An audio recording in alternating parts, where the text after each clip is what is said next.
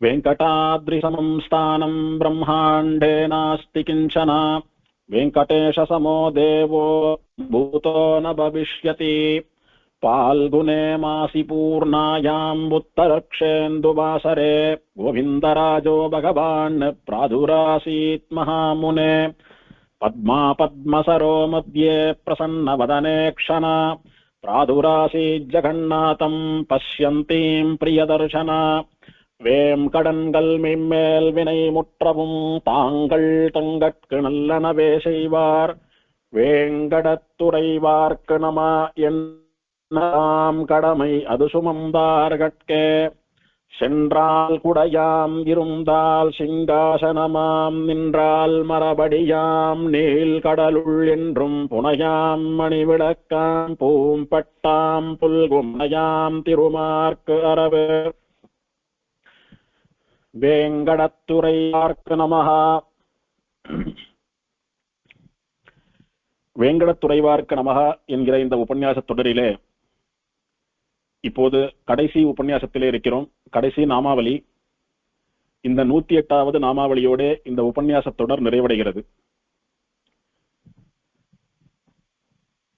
திருவனந்தாழ்வானாலே கபில மகர்ஷிக்கு உபதேசம் பண்ணப்பட்டதான ஸ்ரீமத் வெங்கடேஷ அஷ்டோத்தர சதநாமாவளியிலே தற்போது பூர்த்தியாக 108வது நாமாவளியினுடைய அனுபவம்.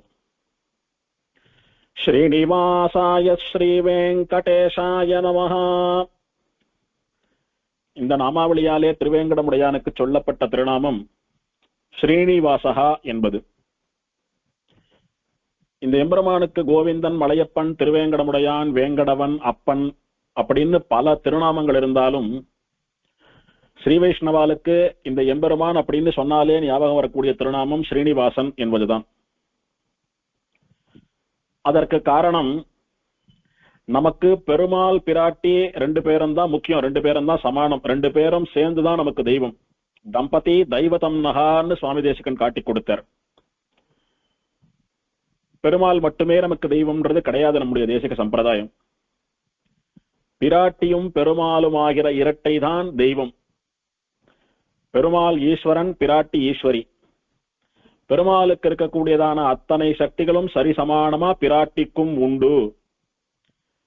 ஆகையினாலே பிராட்டி பெருமாள் 2 பேரையும் தான் நாம சேவிக்கணும், 2 பேரையும் தான் சரணாகதி பண்ணணும்னு நமக்கு சொல்ற போது, பெருமாளை தனியாவும் பிராட்டிய தனியாவும் 2 பேரால 2 முறை சொல்ல வேண்டியிருக்கிறது. அப்படி இல்லாமல் பெருமாளையும் பிராட்டியும் சேர்த்து சொல்லக்கூடிய விசேஷமான திருநாமங்கள் சிலது உண்டு. மாதவன், ஸ்ரீனிவாசன், இதெல்லாம். இப்ப ஸ்ரீனிவாசன் அப்படின்னு சொன்னா பிராட்டிய சொல்லலையே அப்படின்ற கவலையே வேண்டாம்.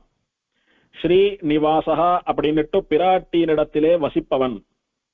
ஸ்ரீன்னு சொல்லக்கூடிய லக்ஷ்மிக்கு வாசஸ்தானமாக வசிப்பிடமாக திகழ்பவன் ஆறுது. ஆகையினாலே பெருமாளிடத்திலே பிராட்டி வசிக்கிறாள்னு தான் ஆறுது.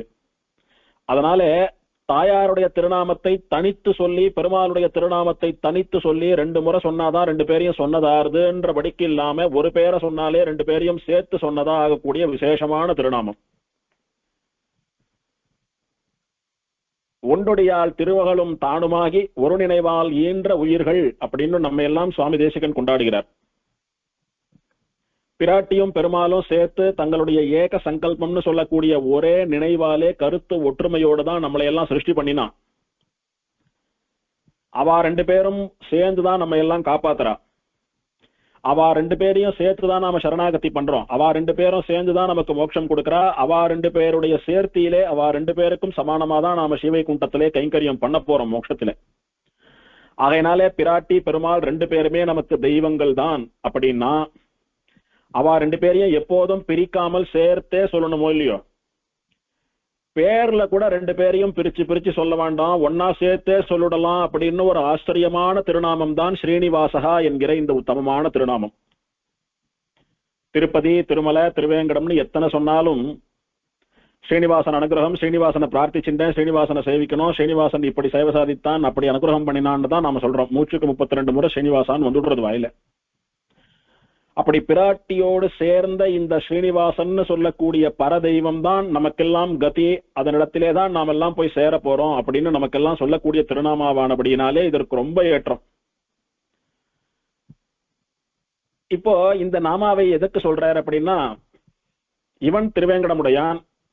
திருவேங்கடமுடையான் என்பதை அப்படியே சுஸ்கிருதப்படுத்தினா வெங்கடேசன், ஸ்ரீ வெங்கடேசன் ஆறுது. ஸ்ரீ வெங்கடேசன் விஷயமாக அர்ச்சனை பண்ணக்கூடிய நாமாவளி ஆனபடினாலே முதல் நாமாவளியே ஸ்ரீ வெங்கடேசாய நமகான்னு தான் சொன்னார். அந்த பெருமாளுடைய அஷ்டோத்திரம், அதனால முதல்ல அந்த பெருமாள் பெயர் வந்துடுத்து. முடிக்கிறச்சும் அவருடைய பெயரை சொல்லி முடிக்கணுமோ இல்லையோ, முடிக்கிறச்ச வேற பெயர் எதுவும் சொல்லாம ஸ்ரீனிவாசாயன்னு சொன்னதுக்கு என்ன அர்த்தம் அப்படின்னா, இந்த ஸ்ரீனிவாசன் தான் அந்த வெங்கடேசன், அதாவது ஸ்ரீனிவாசன் சொல்லக்கூடிய அலர்மேல் மங்கையுடன் கூடிய பெருமாள் தான் திருவேங்கடமலைக்கு அதிபதி. ஆகையினால வெங்கடேசன் என்றாலும் ஸ்ரீனிவாசன் என்றாலும் அவனையே குறிக்கும் அப்படின்னு காட்டி கொடுக்கிறார். அஷ்டோத்திரத்தை பூர்த்தி பண்றார் இப்ப சுவாமி. சரி, சங்கதி முன்னாடி நாமாவுக்கும் இதற்கும் என்ன தொடர்புன்னு பார்த்தா, இதுக்கு முன்னாலே கோவிந்தாய ஸ்ரீ வெங்கடேசாய நமகான்னு பெருமாளுடைய விபவாவதார பெயரான கோவிந்தன் என்பதை சொன்னார். வராகாவதாரத்திலே பூமியை மீட்ட காரணத்தினாலே பெருமாளுக்கு கோவிந்தன் பெயர், கிருஷ்ணாவதாரத்திலே பசுக்களை காத்தபடியினாலே கோவிந்தன் பெயர்னு ரெண்டு அர்த்தத்தையும் அனுபவித்தோம். அந்த வராக பெருமாள் உரைகிற மலை, அந்த கண்ணனான திருவேங்கடமுடையான் உரைகிற மலை, அதனால அங்க இருக்கக்கூடிய ரெம்பெருமான்களை கோவிந்தன் சொல்லி அனுபவிக்கிறாருன்னு பார்த்தோம். அது விபவாவதாரத்திலே பெருமாள் சம்பாதித்த பெயர் கோவிந்தன் சொல்லக்கூடியது. இப்போ அந்த விபவாவதாரத்திற்கு அடுத்தபடியாக இருக்கக்கூடியதான அர்ச்சாவதாரத்திலே அந்த எம்பெருமானுக்கு விசேஷமான பெயர் எதுவோ அதை நினைக்கிறார் இங்கே. இவன் காம்னு சொல்லக்கூடிய பூமியை மீட்டிருக்கலன்னா காம் விந்தத்தை கோவிந்தகான்னு வராக பெருமாளுக்கு கோவிந்தன்ற பெயர் வந்திருக்காது. கோன்னு சொல்லக்கூடிய பசுக்களை கிருஷ்ணன் ரட்சணம் பண்ணலன்னா அவனுக்கும் கோவிந்தான்ற பெயர் வந்திருக்க போறது இல்லை. அவ ரெண்டு பேருக்கும் கோவிந்தான்னு சொல்லக்கூடிய பெயர் ஏற்பட்டதற்கு காரணம் அவ பண்ணின அவதாரம், அந்த அவதாரத்திலே அவ பண்ணின லீலை காரியம், அவ பண்ணின காரியத்தை வச்சு அவளுக்கு அந்த பெயர் வந்தது. அது விபவாவதாரத்திலே ரெண்டு எம்பெருமான்களும் சம்பாதித்த திருநாமங்கள். இப்ப அர்ச்சாவதாரத்திலே விசேஷமா இந்த எம்பெருமான் சம்பாதித்த திருநாமத்தை இங்கே கொண்டாடுகிறார். பிராட்டிக்கு வசிப்பிடமாக ஒரே திருமேனியிலேயே பிராட்டியோடு கூட வசிப்பவன் வேற எங்கேயாவது உண்டோ? பெருமாளுடைய திருமேனியிலே திருமார்பிலே திருமார்பு நாச்சியார்னு தங்கத்திலேயோ வெள்ளியிலேயோ கற்கள் இழைத்தோ பதக்கம் சமர்ப்பிக்கிறோம். பிராட்டி இருக்கிறாள். எப்போதும் பெருமாளுடைய வலது திருமார்பிலே பிராட்டி உரைகிறாள், அதாவது கண்ணுக்கு தெரியாமல் உள்ள பெருமாளோட கலந்து உரைகிறாள்னு சொல்றோம். ஆனா விக்கிரகமா பெருமாளை வழிபடுறச்ச பிராட்டியும் விக்கிரகமாவே திருமார்பில இருக்கணுமோ இல்லையோ, அந்த மாதிரி இயல்பிலேயே பெருமாளுடைய திருமார்பிலே பிராட்டி இருப்பது எங்கன்னா இங்கதான். அதனாலதான் 36 திவதேசங்களை பாடிய நம்மாழ்வாரும் கூட எங்கேயுமே பெருமாளுடைய மார்பை விட்டு பிரியாமல் பிராட்டி இருக்கிறாள் என்று பாடவில்லை, இங்கு மட்டும் பாடினர். அப்படி க்ஷணம் கூட பிராட்டி பிரியாத மார்பை உடையவன் இந்த ஸ்ரீனிவாசன். ஆகையினாலே இந்த ஸ்ரீனிவாசன் சொல்லக்கூடிய பெயரானது பெருமாள் திருவேங்கடமலையிலே வெங்கடேசனாக நின்ற அர்ச்சாவதாரத்திலே சம்பாதித்த பெயர். அது எப்போது கோவித்துக் கொண்டு வந்த பிராட்டியானவள் திருச்சானூரிலே பத்மசரசிலிருந்து தோன்றி பெருமாள் கழுத்திலே கல்ஹார மாலையை அணிவித்து கரம் பற்றி திருமணம் செய்து கொண்டு திருவேங்கடமலைக்கு அவனுடைய மார்பிலே அமர்ந்து நித்தியவாசம் பண்ண ஆரம்பித்தாலோ, அன்னைக்கு பிராட்டி இவனுடைய மார்பிலே ஏறி அமர்ந்து விக்கிரகமாக ரெண்டு பேரும் சேர்ந்து ஒரே விக்கிரகமா ஒரே ரூபமா சேவை சாதித்த நாளில இருந்து இவன் சம்பாதித்த பெயர் ஸ்ரீனிவாசன் என்பது. ஆகையினாலே இந்த மலையில இருக்கக்கூடிய எம்பெருமானுடைய விசேஷமான பெயர், அவன் இந்த மலைக்கு என்ன சம்பாதித்தான் அப்படின்னா ஸ்ரீனிவாசன்ற பெயரை சம்பாதித்தான். அதனாலே இங்க நினைக்கப்படுகிறது. ஒரு க்ஷணம் கூட விடாமல் மகாலட்சுமி ஸ்ரீன்னு சொல்லக்கூடியவள் எந்த பெருமாளிடத்திலே எப்போதும் வசிக்கிறாளோ அந்த பெருமாளுக்கு ஸ்ரீனிவாசன் பெயர். அது இவன் தான். ஆகையினாலே ஸ்ரீ நிவாசன் பிராட்டிக்கு நிவாசமாக இருப்பவன். நிவாசம் அப்படின்னா வீடு, இல்லம், வசிப்பிடம்னு அர்த்தம்.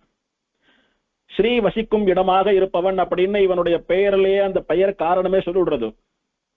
ஆகையினாலே ஸ்ரீனிவாசன் அப்படின்னா திருவேங்கடமலை மேல இருக்கிய பெருமாளைத்தான் குறிக்கும் அப்படின்னு பெரியவாளுடைய திருவுள்ளம். திருவேங்கடமுடையானுக்கு எத்தனையோ பெயர் இருந்தாலும் கூட இந்த ஸ்ரீனிவாசன் சொல்லக்கூடிய பெயருக்கு ஒரு தனி சிறப்பு உண்டு. எதனால அப்படின்னா, நமக்கு உபாயம் உபேயம் ரெண்டு பேருமே திவ்ய தம்பதிகள்னு சொல்லக்கூடிய பெருமாளும் பிராட்டியும் தான். உபாயம் அப்படின்னா மோட்சம் போவதற்கான வழி அவாதான், அவாலதான் பக்தியோ பிரபத்தியோ பண்ணி மோட்சத்துக்கு போறோம். அதனால மோட்சம் போகக்கூடிய வழி உபாயம் அவாதான். உபேயம் அப்படின்னா இந்த உபாயத்தினாலே அடையப்படக்கூடிய பலன். சுவாமி பக்தியோ பிரபத்தியோ பண்ணியா எடுத்து மோட்சத்துக்கு போறோம், அங்க என்ன பலன் கிடைக்கும் சுவாமி? அவாவா மனம் போன போக்குல வாழ்ந்துட்டு இருக்கா, ஆனா நிறைய கட்டுப்பாடுகளோட ஸ்ரத்தையா பக்தி பண்ணவனுக்கும் பிரபத்தி பண்ணவனுக்கும் என்ன பலன் அப்படின்னா, எந்த பெருமாள் பிராட்டி திருவடியில சரணாகதி பண்ணியோ, யார் நீ மோட்சத்துக்கு போறதுக்கு வழியான் இருந்தாலோ அவளே உனக்கு பலனா கிடைக்கிறா. ஆனந்தங்களில் எல்லாம் வசந்த ஆனந்தமான மோட்ச ஆனந்தத்தை அவ ரெண்டு பேரும் சேர்ந்துதான் தரப்போறா. அதனால போற வழியும் அவாதான், போய் அடையிற இடமும் அவாதான். நீ மோட்சத்திலே அனுபவிக்க போகிற பலனும் அவர்கள்தான்.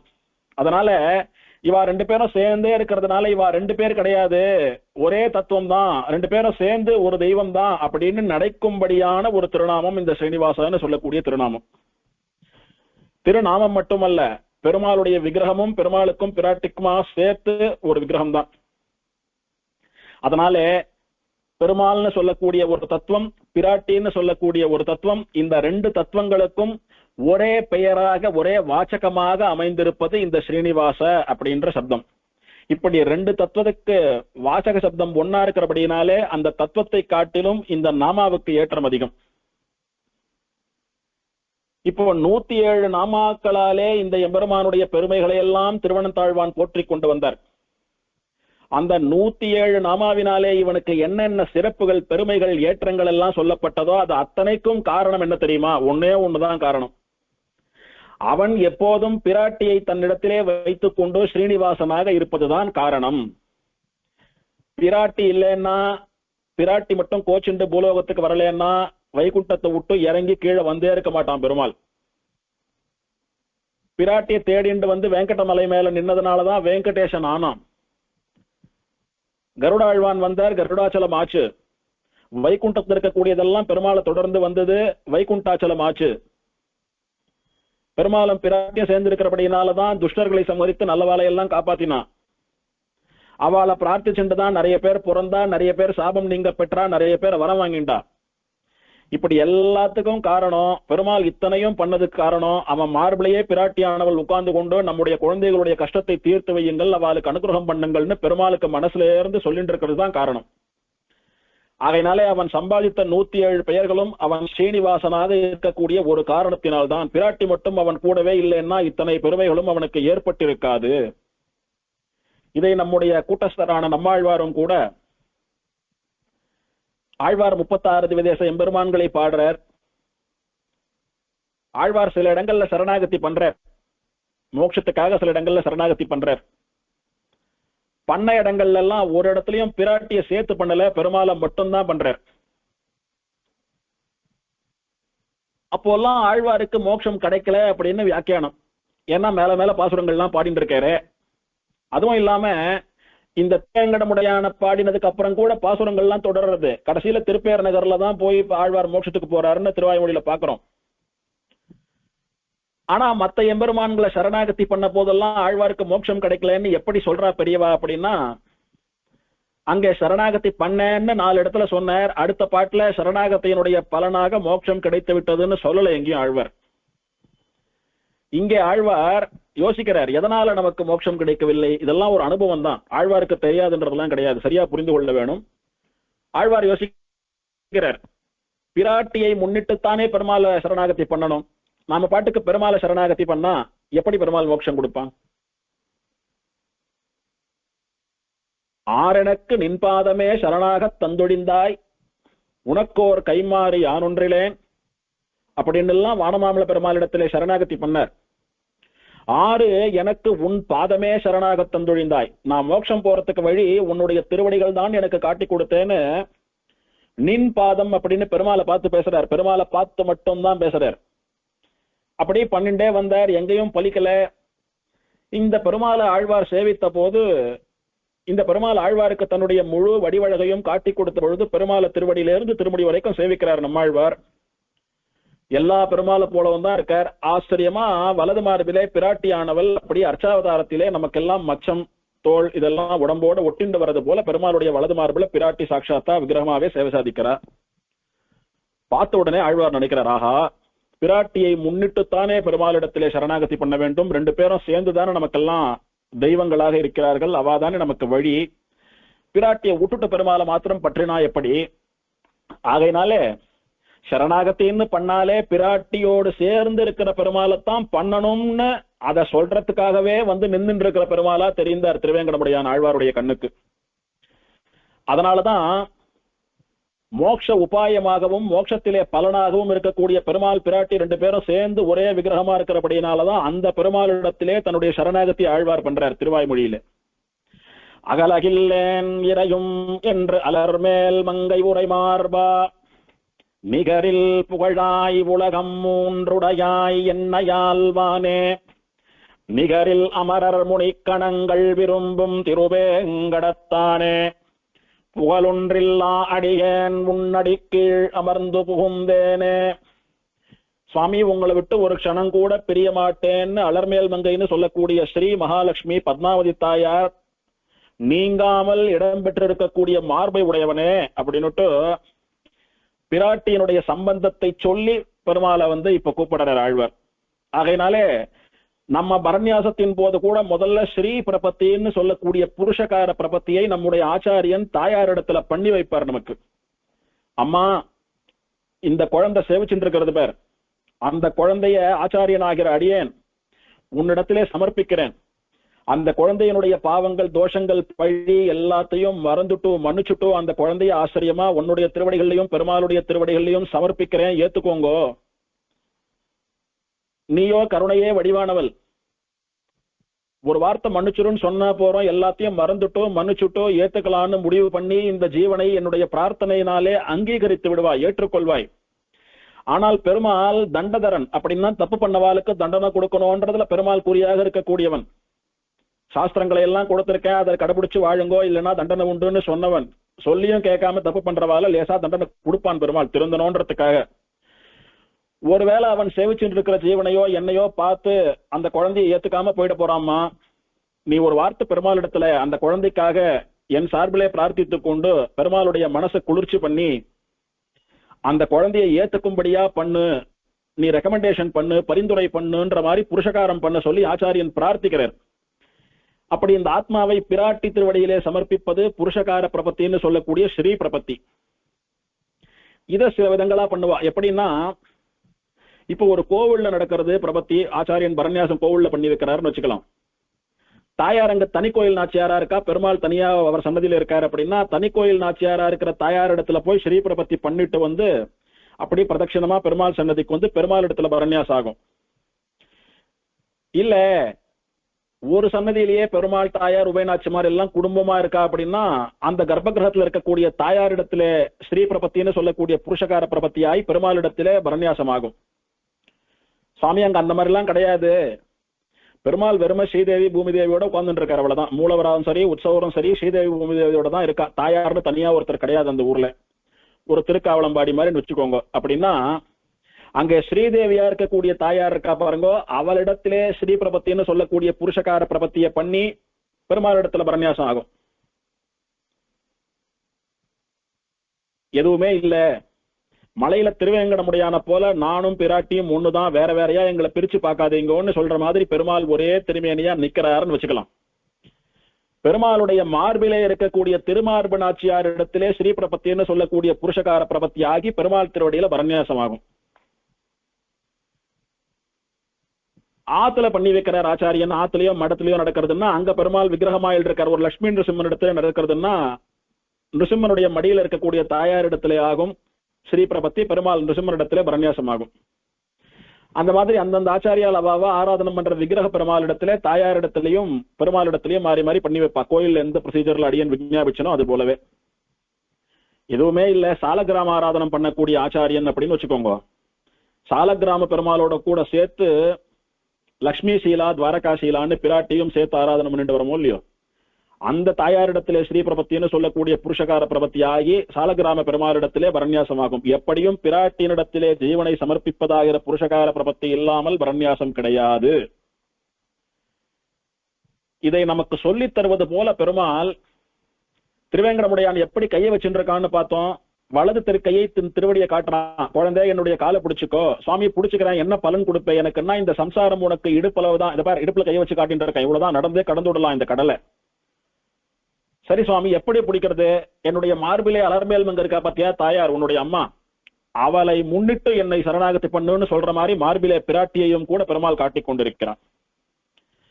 அப்படி உத்தமமான சேவை. அதனால இங்க நம்மாழ்வார் எந்த கிரமத்துல பரநியாசம் பண்ணிக்கிறார் பாருங்க, சரணாகதி பண்றார் பாருங்க. எம்பெருமான் பிராட்டி ரெண்டு பேரும் ஒரே விக்கிரகமா ஒரே திருமேனியா இருக்கிறபடினால பெருமாளுடைய மார்பிலே இருக்கக்கூடிய அலர்மேல் மங்கை தாயாரிடத்திலே ஸ்ரீ பிரபத்தின்னு சொல்லக்கூடிய புருஷகார பிரபத்தியை பண்ணி அவளை முன்னிட்டு அவளுடைய நாத்தனா அவள் உரைகிற மார்பை உடையவனாக இருக்கக்கூடிய திருவேங்கடமுடையானே அப்படின்னு பெருமாள் கிட்ட அப்படி போய் பிரார்த்திக்கிறார். ஒரு க்ஷணம் கூட உன்னுடைய மார்பை விட்டு பிரிய மாட்டேன் என்று அலர்மேல் மங்கை தாயார் வாசம் பண்ணுகிற மார்பை உடையவனே, ஸ்ரீ பிரபத்தி ஆயிடுத்து, புருஷகார பிரபத்தி ஆயிடுத்து, தாயார் அங்கீகரிச்சுட்டா. பெருமாளிடத்திலே அவள் பாஷையில பெருமாளுக்கு சொல்லிட்டு இருப்பா. இவர் தன்னுடைய காரியத்தை சொல்ல வேண்டும். இப்போ நிகரில் புகழாய், உனக்கு சமானமான புகழ் என்பது இதுவரைக்கும் யாருக்கும் கிடையாது, இனிமேல் யாரும் அடைய முடியாது. அப்பேற்பட்ட தன்னிகரில்லாத புகழை உடையவனப்பா நீ. வெங்கடாத்ரி சமம் ஸ்தானம் பிரம்மாண்டே நாஸ்தி கிஞ்சனா வெங்கடேச சமோதேவோ ந பூதோ ந பவிஷ்யதி. இந்த திருவேங்கடமலைக்கு சமானமான க்ஷேத்திரம் பிரம்மாண்டத்தில் வேறு எங்கும் கிடையாது. இந்த திருவேங்கடமுடையான்னு சொல்லக்கூடிய ஸ்ரீனிவாசனுக்கு சமானமான தெய்வம் இதுவரைக்கும் தோன்றவில்லை, இனிமேல் வரப்போவதும் இல்லை. அப்பேற்பட்ட ஒப்பு சொல்ல முடியாத, இவனுக்கு சமானமான புகழ இன்னொரு பெருமாள் கூட இருக்காருன்னு சொல்ல முடியாத அளவுக்கு ஒரு சிறப்புடையவன், நிகரில்லாத புகழுடையவன். அப்படி தன்னிகரில்லாத புகழை உடையவனே, உலகம் மூன்று உடையாய், எல்லா லோகங்களையும் ஆள்பவனே, லோகங்களை ஆள்வது மட்டுமல்ல என்னையும் ஆள்பவனே, எல்லா லோகங்களுக்கும் சுவாமியாக இருப்பது போல எனக்கும் சுவாமியானவனே.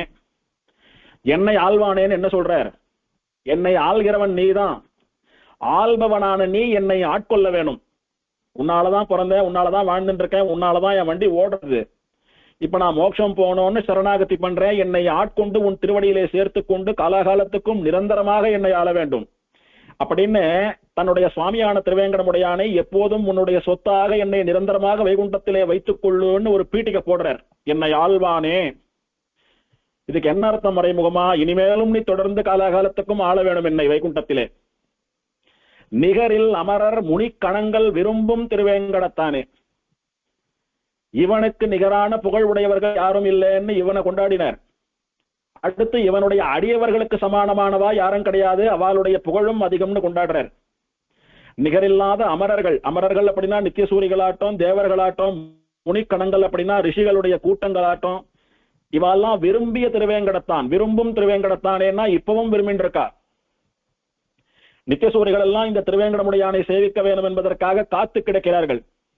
திருவனந்தாழ்வான் வந்து மலையா படுத்துட்டு இருக்கார், கருடன் மலையை தூக்கிட்டு வந்து தோல்லையே வச்சுட்டு உட்கார்ந்துட்டு இருக்கார்.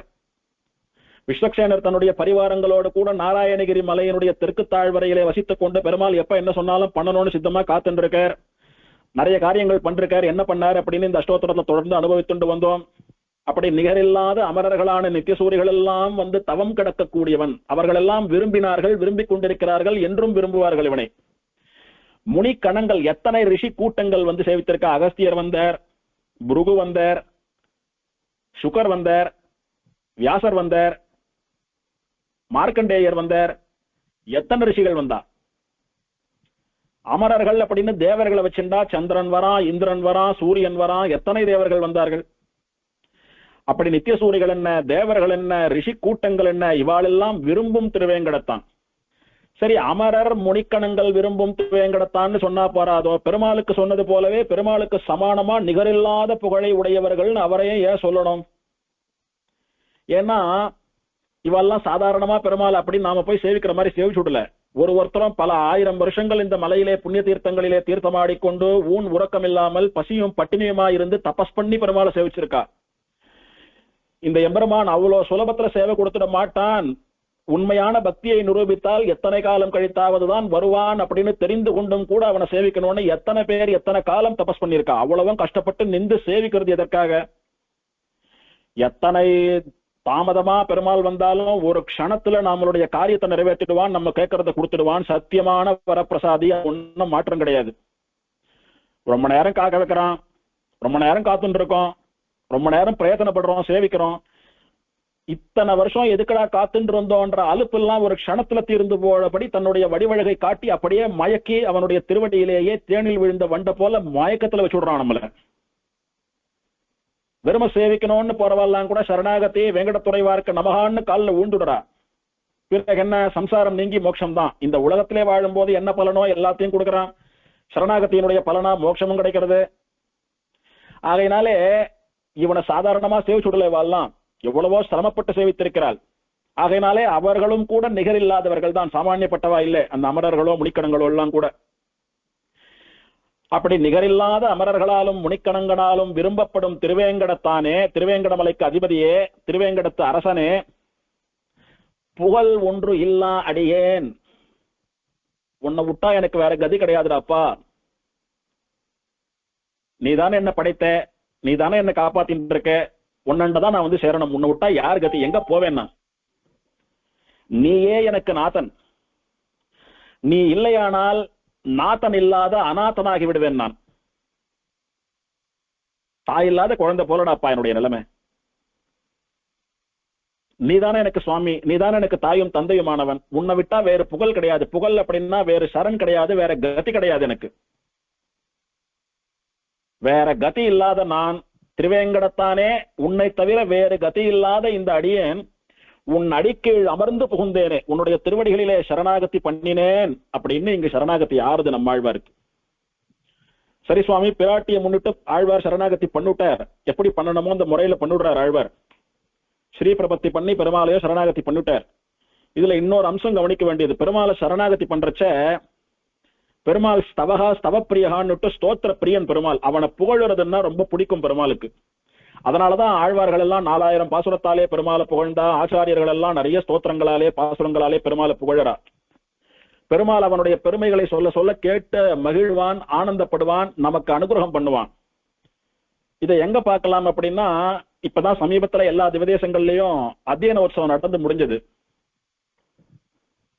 அதுல நம்மாழ்வார் திருவடி தொழில்னு கொள்ளக்கூடிய ஆழ்வார் மோட்சம், அதுல நம்மாழ்வார் ஆச்சரியமா அர்ச்சிராதி கதி அனுசந்தானம், சூழ்விசும் மணிமுகள் எல்லாம் சேவித்து பெருமாளுடைய திருவடிகள்ல போய் முடிய நான்முகனேன்னு சரணாகதி பண்ணுறார். வைகுண்டத்துக்கு போயிட்டார் ஆழ்வார். ஆழ்வார பெருமாள் திருவடிகள்ல சமர்ப்பித்து பெருமாளுடைய திருவடிகள் ஆழ்வார் தன்னுடைய தலையை வைத்து முட்டிக்கொண்டு சரணாகதி பண்ணி வைகுண்டத்துக்கு போறாப்பல ஆழ்வாரை கொண்டு பெருமாள் திருவடியில சமர்ப்பிச்சுடுறா. ஆழ்வார் இந்த உலகத்திலே இல்லை, நம் கண்ணுக்கெல்லாம் தெரிய மாட்டார். வைகுண்டத்துக்கு போய் பெருமாள் திருவடிகள்ல சுகமா இருக்கார் அப்படின்னு நமக்கு புரிய வைக்க வேணும் என்பதற்காக திருத்துழாயாலே ஆழ்வாரை மறைச்சுடுறா. இது வரைக்கும் ஒரு க்ஷணம் முன்னால வரைக்கும் நம்ம கண்ணுக்கு தெரிந்து கொண்டிருந்த ஆழ்வார் இப்ப தெரியல. ஏன்னா அதுக்கு முன்னால வரைக்கும் இந்த உலகத்துல இருந்தார், பார்த்துட்டு இருந்தோம். இப்ப சரணாகதி பண்ணி வைகுண்டத்துக்கு போயிட்டார், பெருமாள் திருவடிக்கு போயிட்டார். இங்க இருக்கக்கூடிய நம்மால பார்க்க முடியல ஆழ்வாரு. அதுக்காக திருத்துழாயை போட்டு மறைச்சாயிடுத்து. ஸ்ரீ வைஷ்ணவர்களான சரணாகதி பண்ணக்கூடிய பிரபன்னர்களான நமக்கெல்லாம் கூட்டஸ்தரவர், நமக்கெல்லாம் தலைவர், அவர் நம் குல முதல்வர். அவர் இல்லைன்னா ஸ்ரீ வைஷ்ணவ சம்பிரதாயம் எப்படி நிற்கும், எப்படி தொடரும்? அவர் விக்கிரகமாக அர்ச்சாவதாரமாக எழுந்தருள் இருந்து எல்லாம் காலத்துக்கும் அனுகிரகம் பண்ணிட்டு இருந்தாதானே நாமெல்லாம் ஒழுங்கா இருப்போம். அதனாலே இந்த உலகத்திலே சம்சாரத்திலே உழன்று கொண்டிருக்கக்கூடிய ஜீவர்கள் எல்லாம் கரை சேரணும்னா நம்மாழ்வார் தேவை நமக்கு. நம்ம ஆச்சாரிய பரம்பரைக்கு ஒரு தலைவர் வேணும்னா நம்மாழ்வார் தேவை.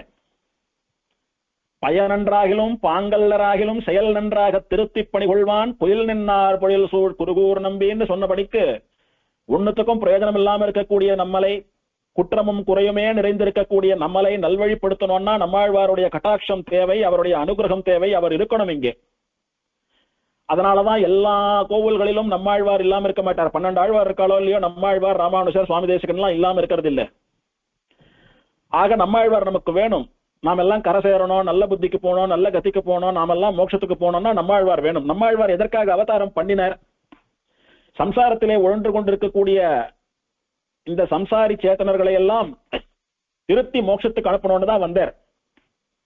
வந்தவர் ஒரு 36 வருஷம் வாழ்ந்தார், பாசுரங்களை எல்லாம் பாடினார், பரமபதி சுட்டார். அப்படின்னா அப்படி கூடாது. காலத்துக்கும் அவர் இருந்தாதான் நாம ஒழுங்கா போவோம். அவர் பரப்பிய சரணாகதி சம்பிரதாயமானது காலத்துக்கும் காப்பாற்றப்படும். அப்போ ஆழ்வார் விபவாவதாரமா வந்தவர் இப்ப விக்கிரகமா அர்ச்சாவதாரமாயான நம்ம கூட இருக்கணும். அதனால எம்பெருமான் இடத்துல போய் பிரார்த்திப்பா, எம்பெருமானே ஆழ்வார் சரணாகதி பண்ணார், அவருக்கு மோட்சம் தரணும்னு அவர் உன்னுடைய திருவடியில சேர்த்துட்ட சரி. ஆனா எங்களை எல்லாம் பார், அவர் இல்லைன்னா நாங்கெல்லாம் கதி இல்லாம அகத்திகளா போயிடுவோம். ஆழ்வார் இருந்தாதான் நாங்க நல்ல கத்தியில இருப்போம், மோட்ச மார்க்கத்துக்கு போவோம். அவர் தேவை எங்களுக்கு. அதனால நாங்கெல்லாம் நன்னா இருக்கணும் அப்படின்ற ஒரு காரணத்துக்காக ஆழ்வாரை திரும்பவும் கொடுக்க வேணும் அப்படின்னு ஒரு சுவாமி போய் பிரார்த்திப்பார் பெருமாள். பிரார்த்திக்கிறதுக்கு முன்னால என்ன பண்ணுவார் தெரியுமோ? பல விதமா பெருமாளை புகழுவர்.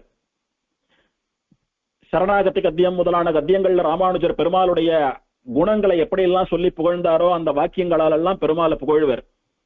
பெருமாளுக்கு மட்டுமே இருக்கக்கூடிய தனி சிறப்புகளை எல்லாம் சொல்லி வர்ணிப்பர். அப்படி வர்ணித்து இவருடைய புகழ்ச்சியிலே, இவருடைய ஸ்தோத்திரத்திலே, வர்ணனையிலே பெருமாள் அப்படி மனசுல ஆனந்தம் மிதக்கும். பெருமாளுக்கு ஆஹா, நம்முடைய பெருமைகளை எல்லாம் நன்னா தெரிஞ்சுண்டு இந்த குழந்தை உள்ளது உள்ளபடி சொல்றது, இந்த குழந்தைக்கு இப்ப ஏதாவது ஒரு பரிசு கொடுத்தே ஆனோன்னு பெருமாள் அப்படி மனசுல மகிழ்ச்சி பொங்க காத்துட்டு இருப்பான் பெருமாள். இதுதான் சமயம், பெருமாள் நல்ல மூட்ல இருக்கார், ஆழ்வாரை கேட்டு வாங்கிக்கணும் அப்படின்னுட்டு எம்பெருமானே அப்படின்னு அந்த ஊர் பெருமாள் பேரை சொல்லி சேதன ரக்ஷணார்த்தம் ஆழ்வாரை பிரசாதித்தருள வேணும், ஜெகத் ரக்ஷணார்த்தம் ஆழ்வாரை பிரசாதித்தருள வேணும் அப்படின்னு நம்ம எல்லாம் நல்ல வழியில அனுப்பணும்னா நம்ம ஆழ்வார் தேவை. அதனால எங்களுக்காக ஆழ்வாரை திரும்ப கூடுறாப்பான்னு பிரார்த்திப்பர். இது நம்மாழ்வார் நமக்கு காட்டி கொடுத்த வழி. முதல்ல பிராட்டியை முன்னிட்டு சரணாகதி பண்ணணும். அலர்மேல் மங்கை உரை மார்பான்னு தாயார சரணாகதி பண்ணிவிட்டார், புருஷகார பிரபத்தி ஆயிடுத்து. அடுத்தது புகழொன்றில்லா அடியேன் உன்னடி கீழ் அமர்ந்து புகுந்தேன்னு நேர சரணாகதி பண்ணிடலாமோ இல்லையோ? நிகரில் புகழாய் உலகம் மூன்றுடையாய் என்னை ஆழ்வானே, நிகரில் அமரர் முனிக்கணங்கள் விரும்புபவனே, திருவேங்கடத்தானே, இத்தனை சொல்லி பெருமாளை ஆனந்தப்படுத்துறார், மகிழ்ச்சிப்படுத்துறார், ஸ்துதிக்கிறார். இப்ப பெருமாள் அப்படியே மிதமிஞ்சிய சந்தோஷத்துல இருக்கும் போது வேற கத்தியிலடா என்னை ஏத்துக்கூடான்னா உடனே உங்களை ஏத்துக்கிறேன்னு சேர்த்துட்டான் ஆழ்வாரு. சேர்த்துட்டான்னு எப்படி வெளியிடுறார்? அடிக்கீழ் அமர்ந்து புகுந்து அடிகீர் வாழ்மினென்றருள் கொடுக்கும் படிக்கேழில்லா பெருமானை பழனக் குருகூர் சடகோபன் முடிப்பான் சொன்னவாயிரத்துள் ஓர் 1010 பிடித்தார் பிடித்தார் வீற்றிருந்து பெரியவானுள் நிலாவுவரே. அடிக்கீழ் அமர்ந்து புகுந்து அடியேர் வாழ்மினென்று அருள் கொடுக்கும் படிக்கேழில்லா பெருமான்னு சொல்லி ஆயிடுத்து. அப்படின்னா என்ன? திருவேங்கடமுடையான் அலர்மேல் மங்க தாயார் ரெண்டு பேரும் ஆழ்வாருடைய சரணாகதியை ஏத்துட்டான். அதனாலதான் அமர்ந்து புகுந்தேனே அப்படின்னுட்டு பாஸ்டன்ஸ்ல சொல்லியிருக்காரு ஆழ்வார், புகுவேனேன்னு சொல்லல. இந்த ஊர்ல உங்க ரெண்டு பேரையும் சரணாகதி பண்றதா பாசுரம் பாடினேன், ஆனா ஒரு நாள் வைகுண்டம் போவேன் அப்படின்னு சொல்லல. புகுந்தேனே இந்த பரநியாசத்தினுடைய பலனா மோட்சம் கிடைச்சுடுத்து. அப்ப ஏன் ஆழ்வார் உடனே மோட்சத்துக்கு போகாம இன்னும் இருந்தார், இன்னும் ஒரு 4-10 பாடினார், கடைசியில தான் போனார்? அப்படின்னா பரநியாசம் ஆன ஒரு க்ஷணத்துல புறப்பட்டு போயிடுறதா இருந்தா நாம எல்லாம் பரநியாசம் பண்ணிப்போமா? என்ன சொல்லி பரநியாசம் பண்ணிக்கிறோம்? ஏதத் தேகாவசானேமாம் துவத்பாதம் பிராபயஸ்வயம். எந்த உடம்புல இருந்து பரநியாசம் பண்ணிக்கிறோனோ அந்த உடம்புல இருந்து ஆத்மா பிரியற க்ஷணயத்துல வேற ஒரு சரீரத்திலே போய் புகாமல் சொர்க்கம் நரகத்துக்கெல்லாம் போய் அவஸ்தப்படாமல் உன்னுடைய திருவடிகளிலே சேர்த்துக்கொள்னு தான் பிரார்த்திக்கிறோம். அந்த மாதிரி ஆழ்வாருடைய சரீரத்தில இருந்து ஆழ்வார் என்னைக்கு பிரியணும்னு பெருமாள் எழுதி வைத்திருக்கிறாரோ, ஆழ்வாருக்கு எத்தனை வாழ்நாள் இருக்கிறதோ அதெல்லாம் அனுபவிச்சுட்டு தீர்காயுஸ் ஆழ்வார் வாழ்ந்துட்டு அதுக்கப்புறம் தான் பெருமாள் போகணும். அதனால அவருடைய ஆயுள் படிக்க, பெருமாளுடைய சங்கல்ப படிக்க ஆழ்வார் இன்னும் ஒரு 4-10 பாடினார். இன்னும் நிறைய காலம் இருந்தார், நிறைய விதேசங்கள் எல்லாம் பாடிட்டு தான் மோட்சம் போனார். ஆனா புகுந்தேனா என்ன அர்த்தம்? செய்த வேள்வியர்னு ஆழ்வார் தெரிவிக்கிறார். மோட்சத்துக்கு போறதுக்கு ஏதான ஒரு உபாயம் பண்ணணும். சரணாகதி பண்ணிட்டவால செய்த வேள்வியர் அப்படின்றார். வேள்வின்னா ஒரு யாகம். யாகம் எதுக்கு பண்றோம்? சொர்க்கம் முதலான ஏதோ ஒரு பலனை வாங்கணும்னு நினைச்சு பண்றோம். இப்ப மோட்சம் போனோம்னா அதுக்கு ஒரு யாகம் பண்ணணும்னு சொல்லிருக்கு. அந்த யாகம் பக்தி யோகம்னோ இல்ல சரணாகத்தினோ பெயரை உடைய ஒரு யாகம். பக்தி யோகம் பண்றதெல்லாம் யாகம் பண்ணிட்டே இருக்க வேண்டியதுதான். எப்ப யாகம் முடியும், எப்ப பெருமாள் பலன் கொடுப்பான்னு தெரியாது. இந்த பிறவில ஆறுதோ, 500 பிறவில ஆறுதோ, 1000 பிறவில ஆறுதோ யாருக்கும் தெரியாது. யாகம் மட்டும் பண்ணிட்டே இருக்கணும். பெருமாள் என்னைக்கு கொடுக்குறானோ அன்னைக்கு கொடுப்பான். ஆனா பிரபத்தின்னு சொல்லக்கூடிய சரணாகத்தின்னு சொல்லக்கூடியது க்ஷணகால வியாபாரம். கொஞ்ச நேரம் ஆச்சாரியனை போய் சேவித்து பிரார்த்திக்கிறோம், அவர் சேவித்து தாயார பெருமாளை பிரார்த்திக்கிறார், சரணாகத்தின்னு சொல்றார், வீழ்ந்துரு எழுந்துக்கோ, எழுந்துரு விழுந்துக்கோன்னு சொல்றார், ஏதோ சேவிக்கிறோம், ஆயிடுத்து ஒரு 10 நிமிஷத்துல ஆகி போறது காரியம். பல ஜென்மங்களா நாம தொடர்ந்து பண்ண வேண்டிய, அப்படி பண்ணினாலும் பெருமாள் எப்ப பலன் கொடுப்பான்னு தெரியாத பக்தி யோகம் எங்கே? ஒரு 10-15 மணித்துளிகளில் வெறும வீழ்ந்து சேவிச்சுட்டு இருந்தேன் சுவாமி, கையை கூப்பிட்டு இருந்தேன், கீழே அப்படி கட்ட போல படுத்துட்டு இருந்தேன், என்னுடைய ஆச்சாரியன் பிரார்த்தித்தார், தாயாரும் பெருமாளும் ஏத்துண்டான்னு சொல்லக்கூடிய பரநியாசம் எங்கே? ஒரு சின்ன நாம பண்ணக்கூடிய ஒரு அல்ப காரியத்தினாலே வெறும கையை கூப்பினா வீழ்ந்து கிடந்தேன், அந்த ஒரு காரியத்துக்கு அவ்வளோ பெரிய பெருமாளை பலனை கொடுக்கிறான் பெருமாள். தன்னுடைய சொந்தமான வைகுண்ட நாட்டையே கொடுக்கிறான், தன்னையே கொடுக்கிறான், பிராட்டியே கொடுக்கிறான், பெருமாளும் பிராட்டியும். அப்பேற்பட்ட வசந்த வேள்வி சரணாகதி. அதனால சரணாகதி பண்ணின பிரபன்னால என்ன சொல்றார் ஆழ்வார்? செய்த வேள்வியர். அவ வேள்வி செஞ்சு முடிச்சுட்டா அப்படின்னா என்ன பலன் கிடைக்கிறதுக்கு சித்தமா இருக்கா, பலனை வாங்கிக்கிறதுக்கு. என்னைக்கு இவா சரீரத்தை விட்டு போறாலோ உடனே பெருமாள் திருவடிதான் அவளுக்கு. பக்தி யோகத்திலே வேள்வி செஞ்சுட்டே இருக்க வேண்டியதுதான். எப்ப வேள்வி முடியும், எப்ப பெருமாள் பலன் கொடுப்பான்னு தெரியாது. இவா ஒரு வேள்வியை செஞ்சுட்டு பலனை வாங்கறதுக்காக காத்துட்டு இருக்கா. அது வரைக்கும் இந்த சரீரத்திலே இவா சாஸ்திரம் சொன்ன வழியிலே நல்ல விதத்திலே எல்லா சுகங்களையும் அனுபவித்துக் கொண்டு இந்த உலகத்திலையும் நல்லா வாழலாம். அதுக்கு ஒன்றும் தப்பில்லை. அபச்சாரப்படாம பாவம் பண்ணாம இருக்கணும். அதனாலே செய்த வேள்வியர்னு சொன்னார். அந்த செய்த வேள்வி நம்மாழ்வார் வேள்வியை பண்ணிட்டார். தாயாருடைய திருவடியை பிடித்து பெருமாளுடைய திருவடிகளே சரணாகத்தின்னு சொல்லக்கூடிய வேள்வியை பண்ணிட்டார். பலன் கிடைச்சுடுத்து. பெருமாள் ஆழ்வாரை பார்த்து சிரிக்கிறான். பெருமாளும் பிராட்டியும் ஆழ்வாரே உண்மை ஏத்துக்கொண்டோம்னு ஆழ்வாருக்கு தெரியப்படுத்திட்டான். அதனால அந்த பாசுரம் சொல்லிட்டு இருக்கிறச்சே ஆழ்வார் சந்தோஷத்தோட கூட புகுந்தேனே, எனக்கு மோட்சம் கிடைச்சுட்டு, நான் என்னைக்கு போறேனோ அன்னைக்கு போய் வாங்கிப்பேன், மோட்சத்துக்கு போவேன், அவ்வளவுதான் அப்படின்ற மாதிரி தெரிவிக்கிறார். ஆக ஆழ்வாருடைய சரணாகதி பழித்தது பிராட்டியும் பெருமாளுமாக இருக்கக்கூடிய இங்குதான். அந்த காலத்துல பெரியவாள்லாம் பரநியாசம் பண்ணி வைக்கிறச்ச பெரும்பாலும் கோவில்ல தான் பண்ணி வைப்பா. இப்பதான் அங்கங்க திருமாளிகை அங்கங்க நடக்கிறது. பெரும்பாலும் கோவில்ல பண்ணி வச்சுட்டு இருந்த காலம் அதெல்லாம். ஏன்னா கோவில்ல அப்பெல்லாம் இவ்வளவு தூரம் கெடுபிடிகள்லாம் இல்லாம, இவா தலையீடு அவா தலையீடு எல்லாம் இல்லாம ஏகாந்தமா ஆச்சாரிய புருஷர்கள் வந்து சுதந்திரமா செயல்படக்கூடிய இடங்களா கோவில்லாம் இருந்தது ஒரு காலத்துல. இப்போ ஒரு 50-60 வருஷம் முன்னால அப்போல்லாம் கூட நிறைய விதேசங்கள்ல, குறிப்பா ஒரு 90 வருஷம் முன்னாலே ஸ்ரீரங்கம் பெரிய பெருமாள் இடத்துல கூட சில பேருக்கெல்லாம் பரநியாசம் ஆயிருக்கு. நாவல் பக்கத்துல வளையப்பேட்ட சுவாமின்னு எழுதிருந்தார். வளையப்பேட்ட ராமானுஜ தாத்தாச்சாரிய சுவாமின்னு. அவருடைய தாத்தா வளையப்பேட்ட சின்ன சுவாமின்னு சீனிவாச தாத்தாரி மகாதேசிகன்னு திருக்குடந்த பக்கத்துல வளையப்பேட்டில் எழுதிருந்தார் சுவாமி. அவருடைய சிஷ்யா குடும்பத்தாரை எல்லாம் அழிச்சுண்டு அப்படி திவதேச யாத்திரை போன போது ஸ்ரீரங்கத்துல பெரிய பெருமாள் திருவடியில அவரோட வந்தவாளுக்கெல்லாம் பரநியாசம் பண்ணி வச்சார். அப்போ நம்முடைய வளையப்பேட்ட ராமானுஜ தாத்தாச்சாரிய சுவாமிக்கு 6 வயசு. 6 வயசுல பெரிய பெருமாள் திருவடியில பரநியாசம் ஆச்சு அவருக்கு. அடியேன் பார்த்து அதே வளையப்பேட்ட சுவாமி திருத்தன்கான்னு சொல்லக்கூடிய தீப பிரகாசன் சன்னதியிலே தீப பிரகாசன் திருவடியில சில பேருக்கு பரநியாசம் பண்ணி வச்சிருக்காரு. நாவல் பக்கத்துல யார் பரநியாசம் பண்ணாலும் கோவில்ல ஸ்ரீனிவாசன் திருவடியில தான் பரநியாசம் பண்ணி வைப்பா. திருவள்ளூர் வைத்திய வீரராகவரிடத்திலே கூட சில பேருக்கு பரநியாசம் ஆகியிருக்கிறது. அந்த மாதிரி பல இடங்கள்ல கோவில்ல போய் பெருமாளிடத்திலே பரநியாசம் பண்ணக்கூடியதான ஒரு விஷயங்கள்லாம் நடந்துட்டு இருந்த காலம் அது. அப்படி திருவேங்கடமுடையானிடத்திலே ஆழ்வாருக்கு பரநியாசம். இந்த மாதிரி ஆச்சாரியா எல்லாம் கோவில்ல போய் பெருமாள் இடத்துல பரநியாசம் பண்றாளோ இல்லையோ, அப்போ சிஷ்யன் வந்து வெளியில சேவிச்சுட்டு இருப்பார். எங்க நின்று சேவிக்கணும்னு சொல்றாலோ அங்க படுத்துட்டு சேவிச்சுட்டு இருப்பார். இவ பரநியாசம் பண்ணி முடிச்சுட்டு வந்து அந்த சிஷ்யால பார்த்து ஒரு வார்த்தை சொல்லுவாளாம். டே கண்ணா, உன்னுடைய பரநியாசத்தை பெருமாள் ஏத்துட்டான்டா, பெருமாள் சிரிச்சுட்டான் அப்படின்னு வாழாம். அர்ச்சாவதாரத்துல பெருமாள் சிரிப்பானா அந்த ஆச்சாரியனை பார்த்து. அப்படி சிரிச்சா, சுவாமி நீங்க பண்ண பரநியாசத்தை நான் ஏத்துண்டேன், அந்த குழந்தைக்கு நிச்சயம் மோட்சம் உண்டுன்னு பெருமாள் பதில் சொன்னதா அர்த்தம். அந்த மாதிரி ஆழ்வார் வந்து பெருமாளை பார்த்து சிரிச்சுட்டார். பெருமாள் வந்து ஆழ்வாரை பார்த்து சிரிச்சுட்டார். வளர்வேல்வங்க தாயாரும் சீனிவாசனும் ஆழ்வாரை பார்த்து சிரிச்சுட்டா. அப்ப ஆழ்வாருக்கு தெரிஞ்சு போயிடுத்து மோட்சம் சித்தம்னு தெரிஞ்சுடுத்து. அதனால புகுந்தேனேன்னு சொல்லிட்டார் அந்த பாட்டிலேயே. அப்படி நம்மாழ்வாரே சரணாகதி பண்ணி பெருமாளும் பிராட்டியும் ஆகிற ஸ்ரீனிவாசன் தான் நமக்கு தெய்வம்னு காட்டி கொடுத்த இடம். அதனாலதான் இன்னைக்கும் நம்மாழ்வார் மோட்சத்துல நிறைய ஸ்தோத்திரம் பண்ணி ஆழ்வாரை கொடுங்கோன்னு சொன்னதுக்கு அப்புறம் பெருமாள் மகிழ்ந்து ஆழ்வாரை கொடுக்குறான். திரும்ப ஆழ்வார் வெளியில வந்து நமக்காக அனுகிரகம் பண்ணிட்டு எழுதிருக்காரு விக்கிரகமா.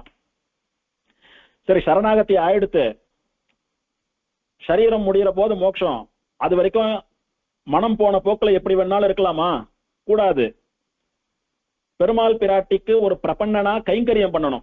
எப்படி கைங்கரியம் பண்ணணும்? குற்றமில்லாத அடிமை செய்ய வேண்டும். அதையும் ஆழ்வார் காட்டி கொடுக்கிறார். ஒழிவில் காலமெல்லாம் உடனாய் மன்னி வழுவிலா அடிமை செய்ய வேண்டும் நாம் தெழி குரலருவி திருவேங்கடத்து எழில் கொள் சோதி எந்தை தந்தை தந்தைக்கே. சரணாகதி ஆயிடுத்து மோட்சம் போற வரைக்கும் யாரால என்ன கைங்கரியம் பெருமாள் பிராட்டிக்கு பண்ண முடியறதோ அதெல்லாம் பண்ணிட்டு வரணும். பெருமாளுக்கு கைங்கரியம் பண்ணாமல் இருக்கக்கூடாது. எப்படி கைங்கரியம் பண்ணணும்? வலு இல்லாத கைங்கரியம். வலுன்னா குற்றம், குற்றமில்லாத கைங்கரியம் பண்ண வேணும். அபச்சாரப்படாம கைங்கரியம் பண்ணணும். அப்படின்னு கைங்கரியத்தையும் கூட யாரிடத்திலே பண்ணணும் அப்படின்னா எழில்கோள் சோதி எந்தை தந்தை தந்தை தெழிகுரல் அருவி திருவேங்கடத்து எழில்கோள் சோதி. அழகிய அருவிகள் சூழ்ந்திருக்கக்கூடிய திருவேங்கட மலையிலே ஜோதி ஸ்வரூபமா பெருமாள் அப்படி பிரகாசிக்கிறான் பாருங்க. வளர்மேல் மங்கை மார்பன் திருவேங்கடமுடையான் ஸ்ரீனிவாசன். அவனுக்குத்தான் கைங்கரியம் பண்ணணும்னுட்டு சரணாகதி பண்ணதும் பெருமாளும் பிராட்டியும் சேர்ந்திருக்கக்கூடிய ஸ்ரீனிவாசனிடத்திலே, மோட்சம் கொடுத்ததும் பெருமாளும் பிராட்டியும் சேர்ந்திருக்கிற ஸ்ரீனிவாசன். இவர் கைங்கரியம் பண்ணணும்னு சொன்னதும் பிராட்டிக்கும் பெருமாளுக்கும் சேர்த்து ஸ்ரீனிவாசனுக்குத்தான். ஆகையினால ரெண்டு பேரும் சேர்ந்துதான் தெய்வம்னு சொல்லக்கூடிய உத்தமமான ஸ்ரீனிவாசான்னு சொல்லக்கூடிய திருநாமம். இந்த நம்மாழ்வாருடைய பாசுரங்களை எல்லாம் வியாக்கியானம் செய்ய வந்தது போல அந்த நம்மாழ்வாருடைய பரம பக்தரான சுவாமி ராமானுஜர் எம்பெருமானார் ஸ்ரீபாஷ்யக்காரர் தான் அருளி செய்த பிரம்மசூத்திர பாஷ்யத்திலே, ஸ்ரீபாஷ்யம்னு சொல்லக்கூடிய அற்புதமான வேதாந்த கிரந்தத்திலே இந்த திருவேங்கடமுடையான் தான் பிரம்மம் என்ற மங்கள ஸ்லோகம் பாடியிருக்கிறார். ஸ்ரீபாஷ்யத்தை ராமானுஜர் அருளி செய்தது எங்கே? ஸ்ரீரங்கத்திலே. ரங்கநாதனை குறித்த மங்கள ஸ்லோகம் பண்ணிருக்கலாமோ இல்லையோ? அவர் ஆளானது காஞ்சிபுரத்திலே. தேவப்பெருமாளை குறித்த மங்கள ஸ்லோகம் பண்ணிருக்கலாமோ இல்லையோ?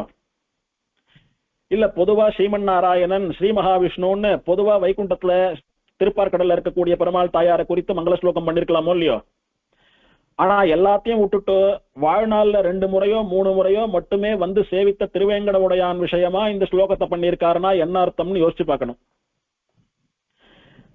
நம்முடைய கூட்டஸ்தரான நம்மாழ்வாரே இவரிடத்துலதான் சரணாகதி பண்ணார், இவாதான் மோட்சம் கொடுத்தா, இவரிடத்துலதான் கைங்கரியம் பண்றார். காரணம் பெருமாளும் பிராட்டியும் சேர்ந்துதான் தெய்வம் உணர்த்துறார். ஆக பெருமாளும் பிராட்டியும் சேர்ந்து ஒரே தத்துவமா இருக்கக்கூடிய இந்த ஸ்ரீனிவாசன் தான் பிரம்மம். சில பேர் சொல்லுவா பெருமாள் தான் பிரம்மம், அவன் தான் படைக்கிறான், அவன் தான் காப்பாத்துறான், அவன் தான் மோட்சம் கொடுக்கறான். ஆனா பிராட்டி பெருமாளுடைய ஒய்ஃப்ன்றபடினால வெறுமை பக்கத்துல இருக்கா, பெருமாளுடைய பத்தினின்ற மரியாதையினால அவளை சேவிக்கணும், அவ்வளவுதான், நம்மளை போலதான் அவ்வளோ அப்படின்னு சில பேர் சொல்றா. அது கிடையாது. பெருமாளுக்கு சமானமானவள், எந்த விதமான ஏற்ற இறக்கங்களும் கிடையாது 2 பேருக்கு. அவன் புருஷன், இவள் ஸ்ரீன்ற ஒரு வித்தியாசம் மட்டும்தான். 2 பேரும் சேர்ந்துதான் பரதத்துவம். பிராட்டியும் விபு, பெருமாளும் விபு. பெருமாள் எங்கும் நிறைந்திருக்கிறான், பிராட்டி எங்கும் நிறைந்திருக்கிறாள். இதை நம்முடைய சுவாமி தேசிகன் ஆச்சரியமா நமக்கெல்லாம் தம்பதி தெய்வத்தம் நகான்னு காட்டி கொடுக்கிறார். சிருஷ்டி பண்றதும் 2 பேரும் சேர்த்துதான் பண்றான்னு ஒன்றுடையால் திருமகளும் நீயுமாகி ஒரு நினைவால் ஈன்ற உயிரெல்லாம் உய்ய அப்படின்னு சாதிக்கிறார். மாதா தேவி தமசி பகவான் வாசுதேவகா பிதாமேன்னு 2 பேரும் சேர்ந்துதான் நமக்கு அம்மாவா அப்பாவா யாரான ஒருத்தர் போறோமோ 2 பேரும் ஓணுமோ இல்லையோ, 2 பேரும் சேர்ந்த தெய்வம் தான் அது. பெருமாளுக்கு இருக்கக்கூடிய அத்தனை ஏற்றமும் பிராட்டிக்கும் உண்டு. இதை தெளிவாக நிரூபிக்க வேணும். அதனால பிரம்மசூத்திரத்துக்கு பாஷ்யம் பண்ண வந்த ராமானுஷர் அகில புவன ஜன்மஸ்தேம பங்காதிலீலே அகில புவன ஜன்மஸ்தேம பங்காதிலீலே வினத விவித பூதவ்ராத ரக்ஷை கதீக்ஷே ஸ்ருதி சிரசி விதீப்தே பிரம்மணி ஸ்ரீனிவாசே பவது மம பரஸ்மின் சேமுஸ்ரீ பக்தி ரூபா அப்படின்னுட்டு இந்த ஸ்ரீனிவாசனிடத்திலே தான் சரணாகதி பண்ணி பிரார்த்தித்துக் கொண்டு இந்த ஸ்ரீபாஷ்யம்னு சொல்லக்கூடிய கிரந்தம் எந்த தடங்களும் இல்லாமல் நிர்விக்னமா நல்லபடியா முடியணும்னு அந்த கிரந்தத்தினுடைய மங்களத்துக்காக க்ஷேமத்துக்காக அந்த பெருமாளிடத்துல சரணாகதி பண்றார். அகில புவன எல்லா உலகங்களினுடையவும், ஜன்ம அப்படின்னா எல்லா உலகங்களையும் படைப்பவன் இவன் தான். ஸ்தேம அவற்றையெல்லாம் ரட்சிப்பவன் காப்பாற்றுபவன் இவன் தான். பங்கம் பிரளய காலத்திலே எல்லா உலகங்களையும் சம்ஹரிப்பவன் இவன் தான். இதெல்லாம் எப்படி பண்றான்னு தெரியுமா? ரொம்ப கஷ்டப்பட்டு ரொம்ப பிரயாசப்பட்டு அப்படியே பகீரத பிரயத்தனம் பண்ணி எல்லாம் பண்ணல. சாதாரணமா ஒரு விளையாட்டா ஒரு லீலையா பண்றான் பெருமாள். அகில புவன ஜன்மஸ்தேம பங்காதி லீலே, எல்லா உலகங்களையும் படைப்பது காப்பது பிரளய காலத்திலே சம்ஹரிப்பது இதையெல்லாம் சாதாரணமா ஒரு விளையாட்டு போல லீலை போல பண்றான். கம்பரும் இதைத்தான் சொன்னார். அழகிலா விளையாட்டுடையார் அப்படின்னு ராமனை சொன்னார். உலகம் யாவையும் தாம் உளவாக்கலும் நிலை பெறுத்தலும் நீக்கலும் நீங்களா அழகிலா விளையாட்டுடையார். இதெல்லாம் ஒரு விளையாட்டு மாதிரி பண்ணக்கூடியவன் சுவாமி பெருமாள். அவனுக்கு இதெல்லாம் ஒரு விஷயமே கிடையாது. அப்படி உலகங்களை படைப்பது, காப்பது, பிரளய காலத்திலே சம்ஹாரம் பண்றது, இதெல்லாம் விளையாட்டை போல பண்ணணும்னா யாரால முடியும்? பரபிரம்மத்தினாலே தான் முடியும். வினத விவித பூதௌராத ரக்ஷைக தீக்ஷே. தன்னுடைய பக்தர்களையும் தன்னை வணங்கிய பக்தர்களையும் தன் திருவடியிலே சரணாகதி பண்ணின சரணாகத்தான்னு சொல்லக்கூடிய பிரபன்னர்களையும், அந்த பக்தர்கள் பிரபன்னர்கள் மட்டும் இல்ல, அவா சம்பந்தம் இருக்கக்கூடியவா அவால சேர்ந்தவாளையெல்லாம் கூட ரட்சிப்பதிலே திருட்டமான விரதத்தை உடையவன். இந்த பெருமாளுடைய பக்தனா ஒரு ஆத்துல ஒரு அம்மாவோ ஒரு சுவாமியோ இருக்கா, வேற யாரும் இந்த பெருமாளை சேவிக்கிறது இல்ல. ஒரு ஆத்துல ஒரு சுவாமி மட்டும் ஸ்ரீனிவாசனுடைய பக்தரா இருக்கார், அவருக்காக அவர் குடும்பத்தையும் ரட்சிக்கிறான் பெருமாள். ஒரு ஆத்துல ஒரு மாமி மட்டும் தான் ஸ்ரீனிவாசனை சேவிப்பா, மத்தவாள்லாம் அவா காரியம் பார்த்துட்டு பெருமாள்னா என்னன்னு வாசனையே தெரியாம இருக்கிறவா. ஆனா அந்த மாமிக்காக அந்த ஆத்து மனுஷா எல்லாருக்கும் கூட பெருமாள் அனுகிரகம் பண்ணி அவளை காப்பாத்துவேன்னு தீட்சை வச்சுட்டு இருக்கான். ரக்ஷைக தீட்சை, அவளை ரட்சித்தே தீர்வேன் என்கிற ஏக தீட்சம், ஒரே தீட்சையை உடையவன் பெருமாள். சேவிக்கிறவாளை மட்டும்தான் காப்பாத்துவேன், சேவிக்காதவாளை நான் கை விட்டுடுவேன்னு இல்ல. ஒருத்தர் சேவித்தாலும் என்னால் எம்பெருமான் உந்தனக்கு அடியோம் என்று எழுத்துப்பட்ட அண்ணாலே அடியோங்கள் அடிக்குடில் வீடு பெற்றிருந்ததுதான். ஒருத்தன் சரணாகதி பண்ணா அன்னைக்கு அவன் சம்பந்தப்பட்ட எல்லோரும் கூட பெருமாளுடைய திருவடிகளை சேர்பவர்களாக ஆகிவிடுகிறார்கள்னு பெரியாழ்வார் தெரிவிக்கிறார். அப்படி ஒருத்தர் சேவித்தாலும் கூட அந்த பக்தனுடைய சரணாகதி பண்ணிய பிரபந்தனுடைய அவன் சம்பந்தப்பட்டவா எல்லாரையும் கூட ரட்சித்தே தீருவேன் அப்படின்னு திருடமான ஒரு விரதத்தை பெருமாள் மேற்கொண்டிருக்கிறான். ஸ்ருதி சிரசி விதீப்தே. ஸ்ருதினா வேதம், ஸ்ருதி சிரஸ் அப்படின்னா வேதத்தினுடைய உச்சியாக திகழக்கூடியதான, வேதத்தினுடைய முடியாக திகழக்கூடியதான உபனிஷத்து. அந்த உபனிஷத்து என்ன சொல்றதோ அதுதான் வேதத்தினுடைய சாரம். அவ்வளவு பெரிய வேதம் என்ன சொல்றதுன்னா அது உபனிஷத்துல தெரிஞ்சுக்கலாம். அந்த உபனிஷத்திலே விசேஷமா பிரகாசிக்கிறான், இவன் தான் பிரம்மம் அப்படின்னுட்டு. எவன் திருமகள் கேள்வனோ, எவன் உலகங்களை எல்லாம் படைத்து காத்து ரட்சிக்கிறானோ, எவன் தன்னை அண்டிய பக்த பாகவதாலையெல்லாம் கூட அவளோட சேர்த்து அவ கூட இருக்கிறவாளையும் சேர்த்து ரட்சிப்பேன்னு விரதத்தோட இருக்கிறானோ அவன்தான் பிரம்மம் அப்படின்னு வேதாந்தங்கள்னு சொல்லக்கூடிய உபனிஷத்துக்கள் எல்லாம் கூட தெளிவா காட்டி கொடுக்கிறது. அப்படி உபனிஷத்துக்களிலே பிரகாசுபவனாக ஒளி விடுபவனாக இருக்கிறான். யார் தெரியுமோ? ஸ்ரீனிவாசன். ஸ்ருதி சிரசி விதீப்தே பிரம்மணி. வேதாந்தங்களாலே புகழப்படக்கூடியவனாக பிரகாசிப்பவனாக இருக்கக்கூடிய பிரம்மம் யாரு? ஸ்ரீனிவாசன். பிராட்டியோடு கூடிய இந்த திருவேங்கடமுடையான். அவன் பவத்து மம பரஸ்மின்னு சேமுஷி பக்தி ரூபா. அவனிடத்திலே எனக்கு பக்தி ரூபமான ஞானம் உண்டாக வேணும்னு பிரார்த்திக்கிறார். அப்படின்னா என்ன அர்த்தம்? நமக்கு பக்தி முக்கியமா ஞானம் முக்கியமானா பக்தி ரூபமான ஞானம் தான் முக்கியம். பக்தி ரூபான ஞானம் அப்படின்னு சொல்றது அதுதான் நம்முடைய சித்தாந்தம். வெறும் பக்தி இருந்தாலும் போராது, வெறும் ஞானம் இருந்தாலும் போராது. இவர் வேதாந்தங்களுக்கு பிரம்மசூத்திரங்களுக்கு உரை எழுதி இதுதான் சித்தாந்தம்னு இந்த உலகத்திலே பிரகாசப்படுத்த வேணும். அப்படின்னா இவர் எவ்வளவு பெரிய ஞானியாக இருக்க வேண்டும். அந்த தடங்கள் இல்லாத, கலப்படம் இல்லாத தூய ஞானம், விசேஷமான ஞானம் தனக்கு வேண்டும்னு இந்த பெருமானிடத்துல சரணாகதி பண்றார். அந்த ஞானம் எப்படி இருக்கணும் தெரியும்? வரட்டு ஞானமா இருக்கக்கூடாது. நிறைய விஷயம் தெரியும் இந்த சுவாமிக்கு, ஆனா பெருமாளை அனுபவிக்க மாட்டார். பக்தின்றது கிடையாது. பெருமாளோட அப்படி உருகி ஒன்றி போக மாட்டார் அப்படின்னு சொன்னா அந்த ஞானத்தினாலே என்ன பிரயோஜனம்? ஆகையினாலே ஞானமானது எப்படி இருக்கணும்னா பக்தி ரூபமாக இருக்க வேண்டும். உன்னுடைய திருவடிகளிலே இருக்கக்கூடிய பக்தியினாலே ஞானம் வர வேண்டும். ஞானம் நிறைய விஷயங்களை தெரிஞ்சுட்டு நீதான் எனக்கு சுவாமின்னு தெரிந்ததுனாலே இன்னும் பக்தி ஜாஸ்தியாகணும். இப்படி வைஸ் வெர்சாவா பக்தியால ஞானம், ஞானியால பக்தி அப்படின்னுட்டு ரெண்டுமே இருக்கணும் எனக்கு. இவ்வளவு ஞானியா இவ்வளவு விஷயம் தெரிஞ்சுட்டு இருக்காரு இந்த சுவாமி. இதுக்கெல்லாம் என்ன காரணம் அப்படின்னா அவர் பெருமாளுடைய பக்தரா இருக்கிறது தான் காரணம். அதே மாதிரி இவ்வளோ ஞானம் இருக்கே எப்படி வந்தது? இல்ல இவ்வளவு பக்தி பண்றாரு, எப்படி இவ்வளவு பக்தி பண்றாரு அப்படின்னா அவனை பத்தி முழுசா தெரிஞ்சுட்டு இருக்காரு. அதனால அப்படி உருகிறார் அவன் இடத்துல, ஆழ்வாரை போல ஆச்சாரியால போல. அதனாலே அந்த ஸ்ரீனிவாசன் சொல்லக்கூடிய பிரம்மத்தின் இடத்திலே எனக்கு பக்தி ரூபமான பக்தி வடிவான ஞானம் உண்டாக வேணும்னு பிரார்த்திக்கிறார். அப்படி பக்தி வடிவான ஞானம் உண்டானாதான் சித்தாந்தத்தை தெளிவாக எழுத முடியும். அது உண்டானது. திருவேங்கடமுடையான் ஸ்ரீனிவாசன் அனுகிரகித்தான். ஸ்ரீபாஷ்யக்காரர் கிரந்தத்தை நல்லபடியா பூர்த்தி பண்ணார். நாமெல்லாம் இன்னைக்கு விசிஷ்டாத்வைதிகள். ராமானுஜ சித்தாந்திகள் எம்பெருமானார் தரிசனத்தை சேர்ந்தவர்கள்னு மாறு தட்டி சொல்லிக் கொண்டிருக்கிறோம். அப்படி நம்முடைய ஆச்சாரிய சிம்மமான ராமானுஜர் என்ன, பிரபன்னஜன சந்தான கூட்டஸ்தரான நம்மாழ்வார் என்ன, இவெல்லாம் நமக்கு பிரம்மம் அப்படின்னா பெருமாளும் பிராட்டியும் சேர்ந்து விளங்கக்கூடிய ஒரு தெய்வம் அப்படின்னு இந்த திருவேங்கடமுடையான இந்த ஸ்ரீனிவாசனத்தான் காட்டி கொடுத்தா. ஆகையினாலே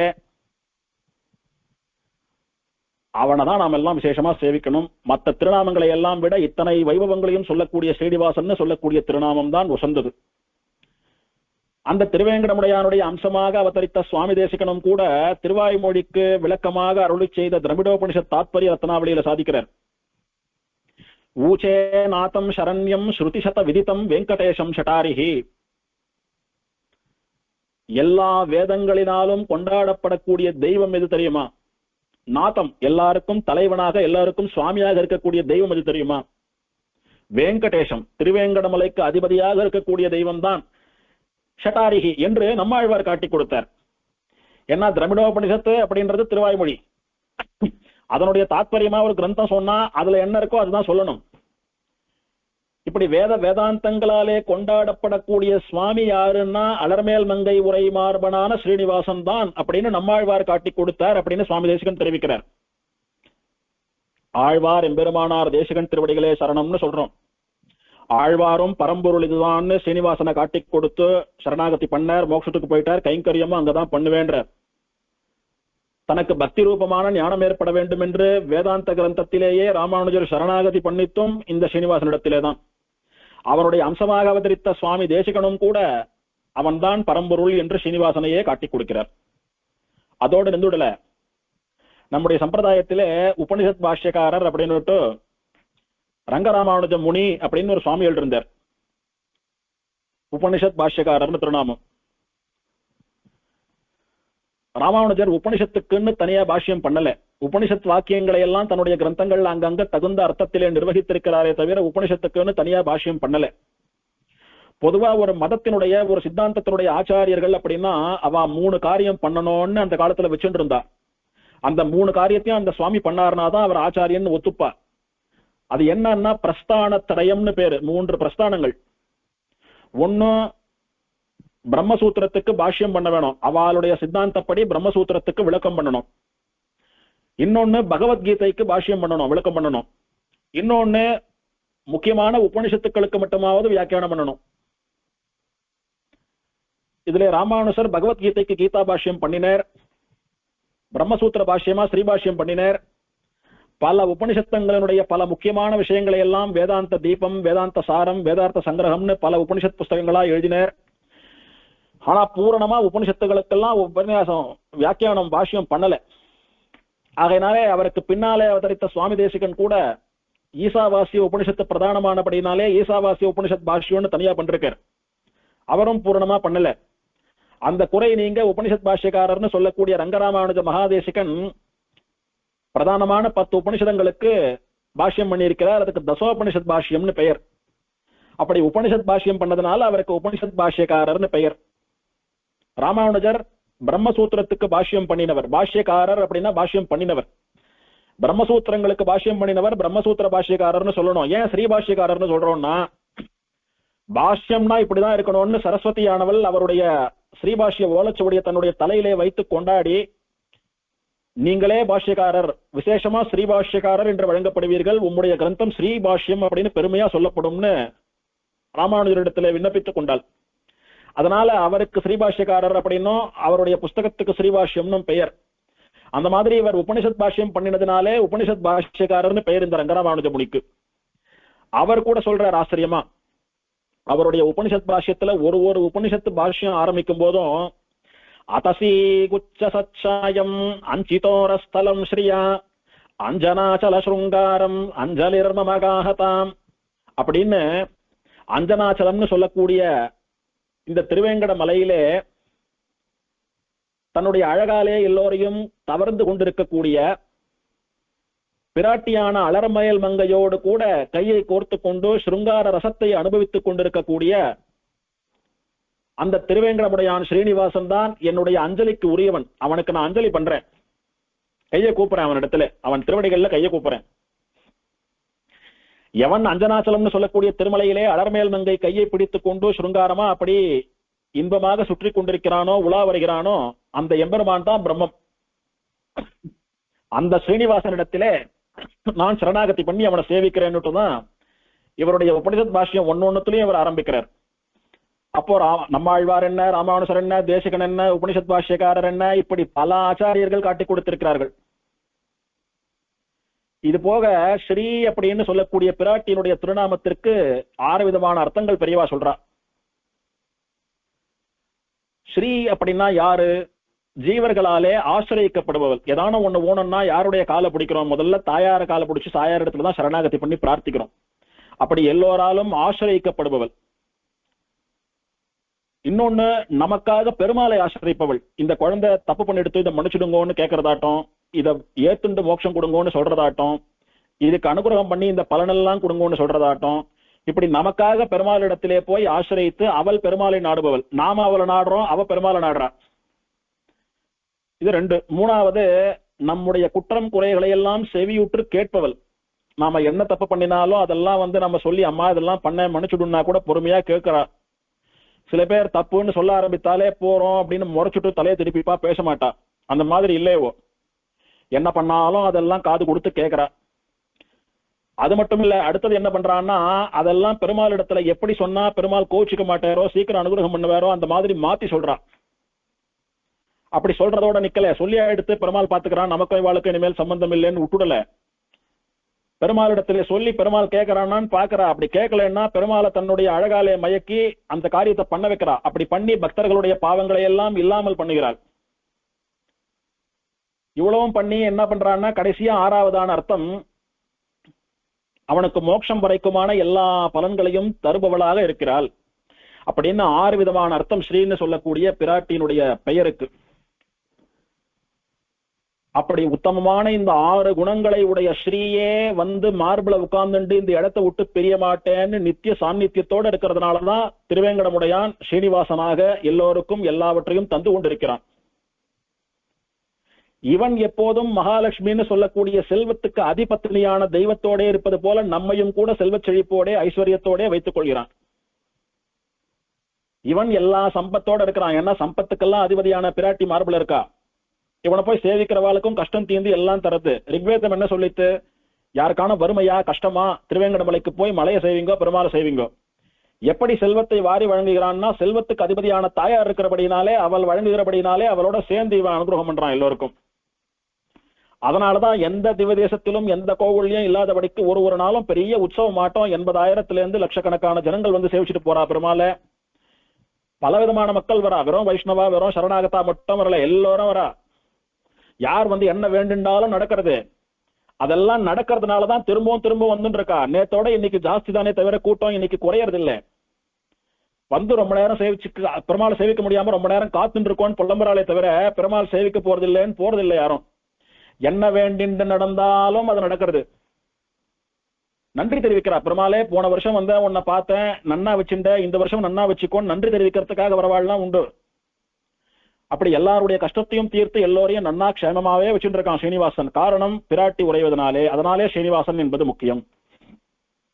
இந்த 108 நாமாவளியிலே முதல் நாமம் வெங்கடேசகா என்பது, கடைசி நாமம் ஸ்ரீனிவாசகா என்பது. முதல் நாமாவினாலே என்ன சொன்னார்? வேம் கட்டயத்தி இதி வெங்கடகான்னு திருவேங்கட மலைக்கு விளக்கம். எல்லாருடைய பாவங்களையும் போக்கக்கூடிய மலை. அந்த மலைக்கு ஈசனாக இருக்கக்கூடிய வெங்கடேசன் எல்லோருடைய பாவங்களையும் போக்குகிறான் அப்படின்னு முதல் நாமாவிலே சொன்னார். சரி சுவாமி, எல்லாருடைய பாவங்களையும் போக்கியா எடுத்து அவளுக்கு எதெல்லாம் தேவையில்லையோ அதெல்லாம் கழிச்சா எடுத்து அதோட நிறுத்திண்டா போருமா? அவளுக்கு எது தேவையோ அது தரணுமோ இல்லையோ? அவளுக்கு என்ன தேவை? எல்லாம் தேவை. சர்வ பலன்களையும் கொடுக்கணும். வாழ்கிற வாழ்க்கைக்கு தேவையானதும் கொடுக்கணும், மோட்சமும் கொடுக்கணும். அதெல்லாம் யாரோட சேர்ந்து கொடுக்கறான் அப்படின்னா ஸ்ரீனிவாசனா இருக்கிறபடினால பிராட்டியோட சேர்ந்து எல்லோருக்கும் எல்லா பலன்களையும் கொடுக்கிறான். முதல் நாமாவால வெங்கடேசன்ற சப்தத்தினாலே பாவங்களை போக்கடித்து, கடைசி நாமாவான ஸ்ரீனிவாசன் என்கிற பெயரினாலே எல்லோருக்கும் எல்லா நலன்களையும் தந்து மோட்சமும் தருபவனாக இருக்கிறான். இதனால இந்த வெங்கடேசன் ஸ்ரீனிவாசன் சொல்லக்கூடிய 2 பெயர்கள் தான் திருவேங்கடமுடையானுக்கு முக்கியமான திருநாமம். அந்த பெயர்களை விளக்க வந்த விளக்கங்கள் தான் நடுவுல இருக்கக்கூடிய 106 நாமாக்களும். 106 நாமாவா என்ன தெரிஞ்சுட்டோம் அப்படின்னா வெங்கடேசன்னா யாரு, ஸ்ரீனிவாசன்னா யாருன்னு விளக்கமா தெரிஞ்சுட்டோம். இப்படி பல வேதங்களினாலே, வேதாந்த நூல்களினாலே, கிரந்தங்களினாலே, ஆழ்வார் பாசுரங்களாலே, ஆச்சாரியர்களுடைய கிரந்தங்களினாலே புகழப்படுபவனாக நின் அருளெனும் சீரோர் அறிவையானதென அப்படின்னு சுவாமி தேசிகன் சொன்னது போல பெருமாளுடைய தயைன்னு சொல்லக்கூடிய கருணையே ஒரு பெண்ணாக மாறி வந்தா அதுதான் மகாலட்சுமி. அந்த மகாலட்சுமி ஆகிற அலர்மேல் மங்கை அவளாலே அலங்கரிக்கப்பட்ட திருமார்பை உடையவனான ஸ்ரீனிவாசனை சரணாகதி பண்ணுகிறேன் அப்படின்னு இந்த நாமாவினுடைய அர்த்தம். ஸ்ரீனிவாசாய ஸ்ரீ வெங்கடேசாய நமஹா. இந்த 108 நாமாவில ஒரு 31 திருநாமங்கள் பொதுவா பெருமாளுடைய பெயர்கள். அது தவிர மற்ற எல்லா பெயர்களும் திருவேங்கடமுடையானுடைய தனிப்பெயர்கள், பிரத்யேகமா அவனுக்கு மட்டுமே ஏற்பட்ட பெயர்கள். விஷ்ணு, ராம, பத்மநாப, கிருஷ்ண, அப்திகன்யா பரிஷ்வக்த வக்ஷः, அனந்தசிரः, அனந்தாட்சः, அனந்தசரணः, தாமோதரः, நீலமேகநிபः, வாசுதேவः, ஹரிः, சங்கசக்கர வராணம்ல சத்கரதலः, நித்திய யௌவனமூர்த்திः, கூர்மமூர்த்திः, விபுः, ஸ்ரீமன்னாராயணः, மத்ஸ்யரூபः, பாண்டவாரி பிரகர்த்தா, ஸ்ரீகரः, சாலகிராமநிவாசः, மதுகாதி, பலபத்ரः, திரிவிக்ரமः, மகத், ருஷிகேசः, அச்சுதः, க்ஷீராப்திநாதா, முகுந்தா, அனந்தா, கோவிந்தான்னு சொல்லக்கூடிய 31 திருநாமங்கள் பொதுவா பெருமாளுடைய திருநாமங்கள். திருவேங்கடமுடையானுக்கும் சொல்லலாம், இன்னொரு பெருமாளுக்கும் சொல்லலாம். அதை தவிர மீதி எல்லா திருநாமங்களுமே இந்த திருவேங்கடமுடையானுக்குன்னே ஏற்பட்ட பிரத்யேகமான திருநாமங்கள். அதையெல்லாம் இந்த வெங்கடாச்சல மகாத்மியத்திலே புராணத்திலே சொல்லப்பட்ட ஸ்தல புராண ஸ்லோகங்களை கொண்டு விசதமாக அனுபவித்தோம். இப்படி இந்த எம்பெருமானுடைய பெருமையை நாம இத்தனை நாள் கேட்டோமே, இதுக்கு என்ன பலன் அப்படின்னா, அந்த எம்பெருமானுடைய பெருமையை கேட்பது சொல்றதுன்றதே ஒரு பலன் தான். கேட்கிற போதே பாவம் கரைந்து நமக்கு நல்ல புத்தி ஏற்படுறது, நம்முடைய வாழ்க்கை நன்னாருது, நம்ம வேண்டிக்கிறதெல்லாம் நடக்கிறது. சரணாகதி பண்ணியிருந்தாலும் கூட சரணாகதி பண்ண காலத்துக்கு பிறகு எம்பெருமானுடைய கைங்கரியத்தை பண்ணணும்னு சொல்லிருக்காரோ இல்லையோ, பெருமாளை பத்தி சொல்றதும் கைங்கரியம் தான், பெருமாளை பத்தி கேட்கறதும் கைங்கரியம் தான். கற்றலினும் கேற்றல் நன்றுன்னு சொல்றதை விட கேட்கறது இன்னும் புண்ணியம். ஒரு யாகத்தை பண்ணுகிறார்கள் அப்படின்னா அந்த யாகத்திலே அன்வைத்து அந்த பலனை பெறுவது எப்படியோ அப்படிதான் எம்பெருமானை பத்தி சொல்லக்கூடிய பிரவச்சனங்களை எல்லாம் தொடர்ந்து கேட்டுண்டு வருது. இது திருவனந்தாழ்வானாலே கபில மகர்ஷிக்கு உபதேசம் பண்ணப்பட்டது. புரா சேஷேன கதிதம் கபிலாய மகாத்மனே. இதுல ஒரு அனுபவம். திருவேங்கடமலை எப்படி இருக்கு, திருவனந்தாழ்வான் படுத்துட்டு இருக்கிறாப்புல இருக்கு. திருமலை தலை, அகோபிலம் வயறு, ஸ்ரீசைலம் வால்னு பார்த்தோம். ஒரு பாம்பு அப்படியே பெருசா படம் எடுத்து படுத்துட்டு இருக்கிறாப்புல இருக்கும். திருமலை ஏறுறோம் பார்த்தீங்களா, மலை அடிவாரத்துல பெருமாளுடைய திருவடி இருக்கு, சேவிக்கிறோம். சேவிச்சுட்டு நம்ம டோல்கேட்ல கார்லயோ பஸ்லயோ போறோம். போற இடத்துல நம்ம வாகனத்துல பஸ்லயோ கார்லயோ வலது பக்கத்துல உட்கார்ந்துட்டு ஜன்னல்ல வேடிக்கை பார்த்துட்டே வந்தீங்களான்னா ஒரு 4-5 கிலோமீட்டருக்கு அங்கங்க ஒரு போர்டு இருக்கும். கபிலவனம், துர்வாசவனம், அந்த மாதிரி வனத்தினுடைய பெயர் எல்லாம் போட்டிருக்கும். அதுல முதல்ல வரக்கூடியது கபிலவனம். அடியனதை எப்படி அனுபவிக்கிறேன்னா, ஒரு ஆச்சாரியர், வயசான பெரியவர், அவரால் உட்கார முடியல, படுத்துட்டு இருக்கார். இருந்தாலும் உடம்புல உயிர்னு ஒண்ணு இருக்கிற வரைக்கும் சிஷ்யாளுக்கு காலக்ஷேபம் சொல்லணும்னு நினைச்சிட்டு இருக்காரு மனசுல. சிஷ்யன் அவர் இடத்துல பாடம் கேட்கணும்னு வரான். அவரால் உட்கார்ந்து சொல்ல முடியல, சுவாமி படுத்துட்டு இருக்கார். அப்போ அவருடைய தலைமாட்டில் உட்கார்ந்து சிஷ்யன் கேட்கிறான். அப்ப சுவாமி சொல்றார். அந்த காட்சி அது. திருவனந்தாழ்வான் படுத்துக் கொண்டிருக்கிறார். தலைதான் திருமலைன்னு சொல்லக்கூடிய மலை. அந்த மலைக்கு அடுத்தது முதல்ல வரக்கூடிய வனம் எதுன்னா கபிலவனம். கபில மகர்ஷி வனமா மாறி பெருமாளுடைய திருவடிகளை தன் மேல தாங்கிட்டு இருக்கார். திருவனந்தாழ்வானுடைய தலபாகத்து மேல பெருமாள் நின்றுட்டு இருக்கான். அடுத்தது வரக்கூடிய வனம் கபிலவனம். அப்படின்னா அந்த படுத்துட்டு இருக்கிற திருவனந்தாழ்வான் மலையா படுத்துட்டு இருக்காரு. என்ன காரியம், எதுக்கு படுத்துட்டு இருக்காரு, எழுந்து உட்கார்ந்துட்டு காலக்ஷேபம் சொல்லலாமே அப்படின்னா, இவர் படுத்துன்றதான் அது மலை. படுத்துண்டு மலையா பெருமாளை தாங்கணும். அதனால வேற ஒரு கைங்கரியத்துல இருக்கார். அதை பண்ணிண்டே பாடமும் சொல்றார். அத கபில மகர்ஷின்னு சொல்லக்கூடிய சிஷ்யர் கேட்கிறார். அதுதான் கபிலவனம் அப்படின்னு ஒரு அனுபவம் ஏற்படும். பிரம்மாது பூர்வம் அபியர்ச்சிய ஸ்ரீமத் வெங்கடநாயகம் அஷ்டோத்தரசதைர் திவ்யைர் நாமபிர் முனி பூஜிதைஹி ஸ்வாபீஷ்டம் லப்தவான் பிரம்மா சர்வலோக பிதாமகா. ஒரு காலத்திலே பிரம்மா இந்த திருவேங்கடமுடையானை இந்த அஷ்டோத்தரத்தை சொல்லி அர்ச்சித்துதான் தனக்கு எல்லா பலன்களையும் என்னென்ன வேணும்னு நினைச்சானோ அந்த வரங்களை எல்லாம் பெற்றான். அதெல்லாம் பெற்றுதான் எல்லா உலகங்களுக்கும் பிதாமகனாக ஆனான் அப்படின்னுட்டு இப்ப இருக்கக்கூடிய பிரம்மாவுக்கு அனுகிரகம் பண்ணினவன் திருவேங்கடமுடையான்னு தெரிவிக்கிறார். தேஷாம் சேஷனகாதீச மானசோல்லாச காரினாம் நாம்னாம் அஷ்டசதம் பக்ஷியே வெங்கடாத்ரி நிவாசினஹா. இந்த அஷ்டோத்திரத்தை சொன்னா திருவேங்கடமுடையானுடைய மனசிலே ஒரு உல்லாசம் ஏற்படுறது. இத சொல்ல சொல்ல பெருமாளுக்கு அந்த சரித்திரங்கள் அந்த வரலாறு எல்லாம் ஞாபகம் வந்து நமக்கும் நம் பக்தர்களுக்கும் இடைப்பட்ட விஷயங்கள் எல்லாம் இந்த குழந்தை நன்னா தெரிஞ்சு வச்சுட்டு இருக்கிறது. பட்டு பட்டுன்னு அப்படி புரிஞ்சு தள்ளுறது பேர், சொல்லிண்டே வருது பேர் அப்படின்னு கேட்டு கேட்டு ஆனந்தப்படுறான் பெருமாள். எம்பெருமானுடைய மனசிலே ஒரு உல்லாசம் பிறக்கிறது. யார் இந்த அஷ்டோத்திரத்தை கொண்டு எம்பெருமான அர்ச்சனை பண்றாலோ, இல்ல யார் இந்த அஷ்டோத்திரத்துக்கு அர்த்தத்தை படிக்கிறாளோ, இல்ல கேட்கிறாளோ, இல்ல சொல்றாளோ, அவளால பெருமாளுடைய மனசிலே ஒரு பூரிப்பு, ஒரு உல்லாசம் ஏற்படும். அப்படி பெருமாளுடைய மனசுக்கே ஒரு உல்லாசத்தை தரக்கூடிய ஒரு காரியம் நம்மால பண்ண முடியும்னா ஒரு 15 நிமிஷம் எடுத்துட்டு இந்த அஷ்டோத்திரத்தை சேவிக்கிறது. என்ன பலன்கள் எல்லாம் கிடைக்கும்? சரி சுவாமி, எல்லாருடைய மனசிலும் உல்லாசத்தை தரக்கூடிய பெருமாள் மனசிலேயே உல்லாசம் ஏற்படுத்துறதுன்ற ஒரு பெரிய கைங்கரியம்.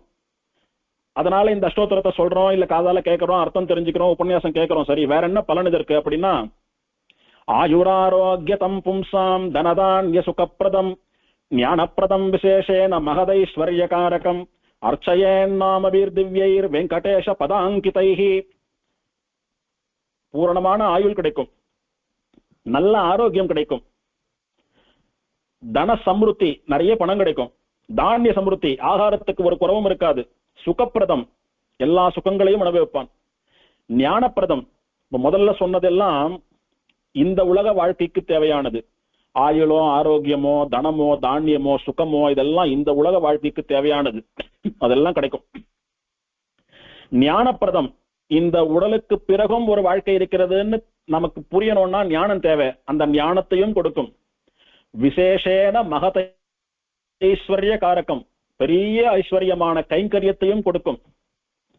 அர்ச்சையே நாமபிகி திவ்யைகி வெங்கடேஷ பதாங்கிதைகி. தினம் இந்த அர்ச்சனை நாமாவளியை கொண்டு எவன் திருவேங்கடமுடையான அர்ச்சனை பண்ணிட்டே வரானோ அவனுக்கு இந்த ஆயுள், ஆரோக்கியம், தனம், தாண்டியம், சுகம், ஞானம், கைங்கரியம் இதெல்லாம் மட்டும் இல்ல, வெங்கடேஷ பதாங்கிதைகி, அந்த திருவேங்கடமுடையானுடைய பதமே கிடைக்கும்.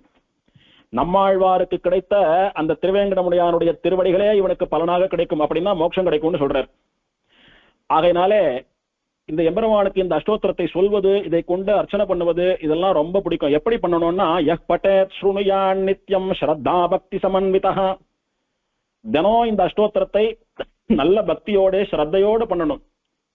இதெல்லாம் பெருமாள் கொடுப்பான்ற நம்பிக்கையோட, பெருமாளிடத்திலே விசுவாசத்தோட பண்ணணும்.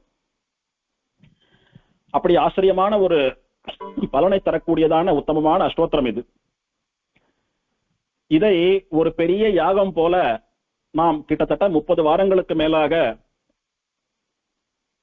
ஒரு குறிப்பிட்ட காலகட்டத்துக்குள்ள முடிச்சுடணும் அப்படின்னு அறக்க பறக்க ஓடாம, அந்த பெருமாளுடைய திருவடி பலத்தினாலே நாம எல்லோரும் சேர்ந்து ஒரு பெரிய யாகமா இதை நடத்திட்டு வந்தோம். நம்ம எல்லாம் கருவியா கொண்டு பெருமாள் நடத்திண்டான். திருவேங்கடமுடையான் வசிக்கக்கூடிய மலையினுடைய பெயரை சொல்றதுக்கே ஒரு பாக்கியம் பண்ணிருக்கணும், திருமலைன்னு சொல்றதுக்கு ஒரு பாக்கியம் பண்ணிருக்கணும், திருமலையை கண்ணால பாக்குறதுக்கு ஒரு பாக்கியம் பண்ணிருக்கணும், திருமலைக்கு போறதுக்கு ஒரு தவம் பண்ணிருக்கணும், திருவேங்கடமுடையான சேவிக்கிறதுக்கு எவ்வளவோ கொடுத்து வச்சிருக்கணும், அவனுடைய அனுகிரகம் ஏற்படுவதற்கு பல ஜென்மங்களிலே பண்ண புண்ணியம் காரணமாக இருக்க வேண்டும். அவனை பத்தி கிட்டத்தட்ட ஒரு 36 மணி நேரங்களா நாம அனுபவிச்சுட்டு வரோம். அவனையே நினைச்சுட்டு இருந்தோம்னா இது எத்தனை ஜென்மங்கள்ல நாம பண்ண பாக்கியம் அப்படின்னு அந்த எம்பெருமான் தான் நமக்கு சொல்லணும். ஆகையினால இத்தனை உபன்யாசங்களா தொடர்ந்து வந்து இதை பொறுமையாக காதாலே கேட்டு அனுபவித்த அந்த திருவேங்கடமுடையானுடைய பக்தர்களான பாகவதோத்தமர்களான உங்களுக்கும் கூட நன்றி தெரிவித்துக் கொள்கிறேன். அடியேன் உள்பட அந்த எம்பெருமானை நம்பி இருக்கக்கூடிய அவனுடைய குழந்தைகளான நமக்கெல்லாம் இந்த அஷ்டோத்திரத்திலே சொல்லப்பட்டது போல இந்த உலக வாழ்க்கைக்கு தேவையான எல்லா பலன்களும் கிடைக்க வேணும், நல்ல ஞானமும் விசேஷமான கைங்கரியமும் ஏற்பட வேணும், எல்லோருக்கும் அந்த எம்பெருமானுடைய திருவடிகள் பிராப்தமாக வேணும் என்பதை பிரார்த்தித்துக் கொண்டு அந்த அலர்மேல் மங்கை தாயாரையும் திருவேங்கடமுடையானையும் திருவடி தொழுது இந்த உபன்யாசத்தை இதோடு நிறைவு செய்து கொள்கிறோம்.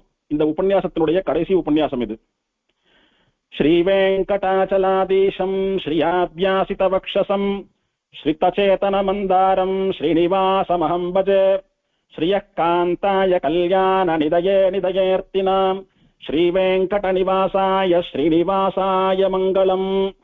அஜ்ஞானினா மயா தோஷான் அசேஷான் விஹிதான் ஹரே க்ஷமஸ்வத்வம் க்ஷமஸ்வத்வம் சேஷசைலசிகாமனே வந்தாய் என் மனம் புகுந்தாய் மண்ணி நின்றாய் நந்தாத கொழுஞ்சுடரே எங்கள் நம்பி சிந்தாமணியே திருவேங்கடம் மேயந்தாய் இனியான் உன்னை என்றும் விடேனே. வேங்கடத்துறைவார்க்கு நமஹா. ஆழ்வாரெம்பெருமானார் சிரார் தூப்புள் திருவேங்கடமுடையான் திருவடிகளே சரணம்.